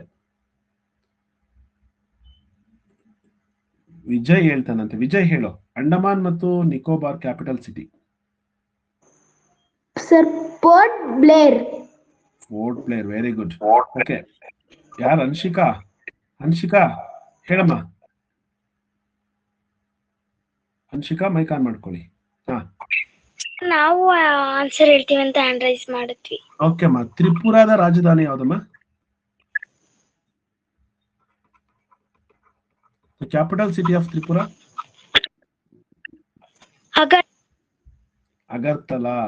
Agartala is the right answer. Okay ಮಕ್ಕಳೇ, ಈ ತರ ನಾವು ಕ್ವಶನ್ಸ್ ನ ಕೊಡ್ತೀವಿ ನಿಮಗೆ. ಈ ತರ ಏನೀಗ 10 ಕ್ವಶನ್ಸ್ ಇದೆಯಲ್ವಾ, ಇದೇ ತರ ಕ್ವಶನ್ಸ್ ನಿಮ್ಮ ಎಕ್ಸಾಮ್ಸ್ ಅಲ್ಲೂ ಕೂಡ ಬರ್ಬೋದು. ಆದ್ರೆ ನೀವು ಯಾವ ಮಟ್ಟಕ್ಕೆ ರೆಡಿ ಆಗ್ತಿದ್ದೀರಾ, ಇದೇನಾದ್ರೂ ನೀವು ಕರೆಕ್ಟ್ ಆಗಿ ತಿಳ್ಕೊಂಡ್ರೆ UPSC ಲೆವೆಲ್ ಇದು. ಇದೆಲ್ಲ ನೀವೇನ್ ಕಲಿತಾ ಇದೀರಲ್ವಾ, ಇದು ಬೇಸಿಕ್ UPSC ನಲ್ಲಿ. ಇದನ್ನ ಫಸ್ಟ್ UPSC ಎಕ್ಸಾಮ್ ನ ಕ್ಲಿಯರ್ ಮಾಡ್ಬೇಕು ಅಂದ್ರೆ ಇದೆಲ್ಲ ನಿಮಗೆ ಗೊತ್ತಿರ್ಬೇಕು.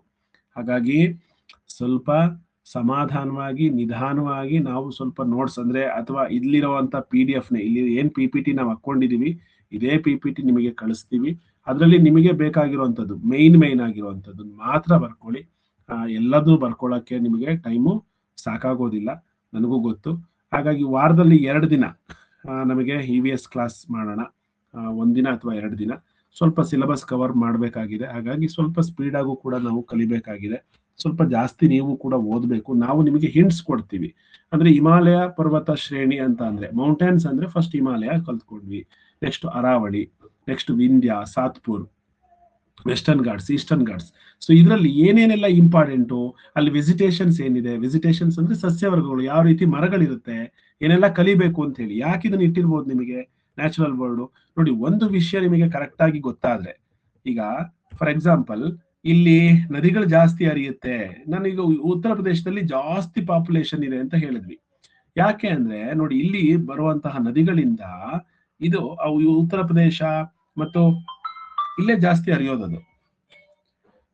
ಹಾಗಾಗಿ ಇಲ್ಲಿ ಜನಗಳಿಗೆ ಅನುಕೂಲವಾಗೋ ತರದ್ದು ಮಣ್ಣು ಸಿಗುತ್ತೆ, ನೀರ್ ಚೆನ್ನಾಗಿ ಸಿಗುತ್ತೆ, ಇಲ್ಲಿ ಜಾಸ್ತಿ ಜನ ವಾಸ ಇದ್ದಾರೆ. ಆಯ್ತಾ? ಆಮೇಲೆ ಜಾಸ್ತಿ ಗೋಧಿ ಬೆಳಿತಾರೆ. ಆಮೇಲೆ ಯಾವ ರೀತಿ ಮರ ಗಿಡಗಳು ಇಲ್ಲಿದೆ, ಇಲ್ಲಿ ಯಾವ ರೀತಿ ಮರ ಗಿಡ ಇದೆ, ಇದೆಲ್ಲದನ್ನು ಕೂಡ ನಾವು ತಿಳ್ಕೋಬೇಕು. ಸೊ ಇದು ನಮ್ಮ ನ್ಯಾಚುರಲ್ ವರ್ಲ್ಡ್ ಅಲ್ಲಿ ಸಂಬಂಧಪಟ್ಟಂತೆ. ನೋಡಿ, ಇದು ನಿಮಗೆ ಗೊತ್ತಾದ್ರೆ, ಇದೇನಾದ್ರೂ ನಿಮಗೆ ಗೊತ್ತಾದ್ರೆ ಈಸಿ ಆಗುತ್ತೆ ಕ್ವಶನ್ಸ್ ನ ಸಾಲ್ವ್ ಮಾಡ್ಲಿಕ್ಕೆ, ಬೇರೆ ಬೇರೆ ಕ್ವಶನ್ಸ್ ನ. ಓಕೆ, ಇದರ PDF ನಿಮಗೆ ಏನಾದ್ರೂ ಕ್ವಶನ್ಸ್ ಕೇಳೋದಿದ್ರೆ ಮಕ್ಕಳೇ ಹ್ಯಾಂಡ್ ರೈಸ್ ಮಾಡಿ, ನಾನು ನಿಮ್ಮನ್ನ ಮಾತಾಡಿಸ್ತೀನಿ. ಒಂದ್ 2-3 ಜನ, ಎಲ್ಲರನ್ನೂ ಮಾತಾಡ್ಸಕ್ಕಾಗಲ್ಲ. ಆಮೇಲೆ ನಾವು ಸಾಲ್ವ್ ಮಾಡೋಣ. ಧನ್ವಿತ್, ಕ್ಲಾಸ್ ಮಾಡ್ತಿದೀನಿ, ಹೆಂಗ್ ಫೋನ್ ರಿಸೀವ್ ಮಾಡ್ಲಿ? ಕ್ಲಾಸ್ ಕೇಳ್ರಿ, ಕ್ಲಾಸಲ್ಲಿ ಬನ್ನಿ. ಪ್ರಣವ್ HJ, ಪ್ರಣವ್ ಹೇಳಿ, ಏನ್ ಕ್ವಶನ್ ಇದೆ ಪ್ರಣವ್? ಇದು ಹಿಮಾಲಯದಲ್ಲಿ ಪೋಲಾರ್ ಬೇರ್ ಇದಲ್ವಾ? ಪೋಲಾರ್ ಬೇರ್ ಇರುತ್ತೆ, ಅದನ್ನ ನಾವು ಇಲ್ಲಿ ಬರ್ದಿದೀವಲ್ವಾ? ಬರ್ದಿದೀವಿ, ಒಂದ್ ನಿಮಿಷ. ನಾನೆಲ್ಲ ಡೀಟೇಲ್ ಆಗಿ ನಿಮಗೆ. ಲೆಪರ್ಡ್ ಇದೆ, ಪೋಲಾರ್ ಬೇರ್ ಇರುತ್ತೆ. ಪೋಲಾರ್ ಬೇರ್ ಇರಲ್ಲ, ಸಾರಿ. ಪೋಲಾರ್ ಅಂದ್ರೆ ಏನಂತ ಕರಿತೀವಿ ಅದನ್ನ ನಾವು? ಪೋಲಾರ್ ಅಲ್ಲಿ ಇರುತ್ತೆ ಇದು. ಅಂದ್ರೆ ಪೋಲ್ ಅಂದ್ರೆ ಉತ್ತರ ಧ್ರುವ, ದಕ್ಷಿಣ ಧ್ರುವ ಅಂತ ಹೇಳ್ತೀವಲ್ಲ ಅದು. ಸೊ ಹಿಮಾಲಯದಲ್ಲಿ ನಾವೇನ್ ಹೇಳ್ಬೋದು, ಹಿಮ ಕರಡಿ ಅಂತ ಇರುತ್ತೆ, ಹಿಮ ಕರಡಿ ಅಂತ ಹೇಳ್ತೀವಿ. ಆಯ್ತಾ? ಅದೇ ಪೋಲಾರ್ ಬೇರ್ ಅನ್ಸುತ್ತೆ ಕನ್ನಡದಲ್ಲಿ. ಅದನ್ನ ನಾನು ತಿಳ್ಕೊಂಡು ಹೇಳ್ತೀನಪ್ಪ, ಆಯ್ತಾ? ಐ ಥಿಂಕ್ ಪೋಲಾರ್ ಅಂದ್ರೆ, ನೋಡಿ, ಪೋಲ್ ಅಂದ್ರೆ ಇಲ್ಲಿ ಉತ್ತರ ಧ್ರುವ, ಧ್ರುವ ಅಂತ ಹೇಳ್ತೀವಿ. ತುಂಬಾ ಹೈಲಿ, ಹಿಮಾಲಯ ಪರ್ವತ ಶ್ರೇಣಿಗಿಂತ ಕೋಲ್ಡ್, -60 ಡಿಗ್ರಿ, -80 ಡಿಗ್ರಿ ಈ ರೀತಿ ಆಗಿರುವಂತಹ ಪ್ರದೇಶಗಳು ಇಲ್ಲಿದೆ ಅದು. ಆಯ್ತಾ? ಯುರೋಪ್ ಮೇಲ್ಗಡೆ, ಇದು ನಾರ್ವೆ ಅಲ್ಲೆಲ್ಲ ಇದೆಯಲ್ಲ, ಅದು ಪೋಲಾರ್ ಬೇರ್ ಇರುತ್ತೆ ಅಂತ ನಾನು ಕೇಳಿದ್ದೀನಿ. ಬಟ್ ಇಲ್ಲೆಲ್ಲೂ ಕಾಣಿಸ್ತಿಲ್ಲ. ನೋಡಿ, ಯಾಕಿದೆ? ಸ್ನೋಪ್ ಲೆಪರ್ಡ್ ಇದೆ, goat, sheep, these are all the some animals. So maybe ಅದು ಇರ್ಬೋದು, ನಾನು ಚೆಕ್ ಮಾಡ್ಬಿಟ್ಟು ಹೇಳ್ತೀನಿ. Okay sir. ಓಕೆ, ತಶ್ವಿನ್, ಏನ್ question ತಶ್ವಿನ್?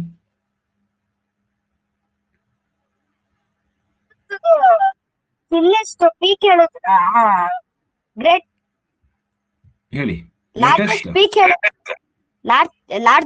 Peak, highest peak, highest. ಹಾ ಸರ್, ಅದು ಸೌತ್ ಅಲ್ಲಿ, ಅದನ್ನ ಇಂಗ್ಲಿಷ್ ಅಲ್ಲಿ ಏನಂತ ಕರೀತಾರೆ? ಇಂಗ್ಲಿಷ್ ಅಲ್ಲೂ ಆನೆಮುಡಿ ಅಂತಾನೆ ಕರೀತಾರೆ.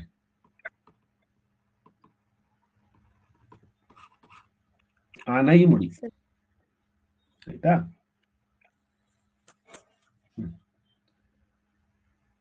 ಧನ್ವಿತ್ ಹೇಳು, ಧನ್ವಿತ್ ಹೇಳಪ್ಪ, ಹೇಳಿ, ಹೇಳು ಧನ್ವಿತ್. ಸರ್, ನೀವು ಚಿಕ್ಕ ರಾಜ್ಯ ಕೇಳಿದ್ದಲ್ಲ? ಹಾ, ಚಿಕ್ಕ ರಾಜ್ಯ ಯಾವುದು ಸರ್? ಸಿಕ್ಕಿಂ ಅಲ್ವಾ ಸರ್? ಚಿಕ್ಕ ರಾಜ್ಯ ಗೋವಾ. ಸಿಕ್ಕಿಮ್ಮು ಕಡಿಮೆ ಜನ ಇರುವಂತ ರಾಜ್ಯ. ನೋಡಿ, ಏರಿಯಾದಲ್ಲಿ ಅಂದ್ರೆ ಪ್ರದೇಶವಾರು ನಾವು ಚಿಕ್ಕ ರಾಜ್ಯ ಕೇಳಿದ್ರೆ 100% ಗೋವಾ. ಆಯ್ತಾ? Area wise. ಜನಸಂಖ್ಯೆ ಕಡಿಮೆ ಇರೋ ರಾಜ್ಯ ಅಂತ ಕೇಳಿದ್ರೆ ಅದು ಸಿಕ್ಕಿಮ್ಮು. ಓಕೆನಾ? ಓಕೆನಾ? ಪುಣ್ಯಶ್ರೀ, ಪುಣ್ಯಶ್ರೀ ಲೆಫ್ಟ್ ಆಗ್ಬಿಟ್ಯಾ? ಓಕೆ ಮಕ್ಕಳೇ, ಇದಕ್ಕೆ ಸಂಬಂಧಪಟ್ಟಂತೆ ಕ್ವಶನ್ಸ್ ನಿಮಗೆ ಇಲ್ಲಿರುವಂತಹ ಕನ್ನಡ ಮತ್ತೆ ಇಂಗ್ಲಿಷ್ ಮೀಡಿಯಂ ನಲ್ಲಿರುವಂತದ್ದು ನಾವೇನ್ ರೆಡಿ ಮಾಡಿದೀವಿ ಅದು ನಿಮಗೆ ಬರುತ್ತೆ. ಅದನ್ನ ಎಷ್ಟಾಗುತ್ತೋ ಅಷ್ಟನ್ನ ನೀವು ಸ್ವಲ್ಪ ಇಂಪಾರ್ಟೆಂಟ್ ಇರೋದನ್ನ ಬರ್ಕೊಳ್ಳಿ, ಅಥವಾ ಡೈರೆಕ್ಟ್ ಕ್ವಶನ್ಸ್ ಕಳಿಸಿ ಅಂದ್ರೆ ಬೆಸ್ಟ್. ಕ್ವಶನ್ಸ್ ಮಾತ್ರ ಕಳಿಸ್ಬಿಡ್ತೀನಿ, ಕ್ವಶನ್ಸ್ ಮಾತ್ರ ಬರ್ಕೊಳ್ಳಿ. ಮತ್ತೆ ಜೊತೆಗೆ ಒಂದೊಂದು ಲೈನ್ ಅಲ್ಲಿ ಸೆಂಟೆನ್ಸ್ ಅಲ್ಲಿ ನೋಡಿ, ಈ ರೀತಿ ಕ್ವಶನ್ ಈ ತರನು ಕೂಡ ಸ್ವಲ್ಪ ರೆಡಿ ಮಾಡ್ತೀನಿ. ಅಂದ್ರೆ ಭಾರತದ ಅತ್ಯಂತ ದೊಡ್ಡ ಶಿಖರ ಯಾವುದು, ಭಾರತದ ಅತ್ಯಂತ ದೊಡ್ಡ ರಾಜ್ಯ, ಭಾರತದ ಅತ್ಯಂತ ಚಿಕ್ಕ ರಾಜ್ಯ, ಈ ರೀತಿಯಾಗಿ ಕ್ವಶನ್ಸ್ ಕೂಡ ನಾವು ಸ್ವಲ್ಪ ಕಳಿಸ್ಕೊಡ್ತೀವಿ. ಅದನ್ನ ಬರ್ಕೊಳ್ಳಿ.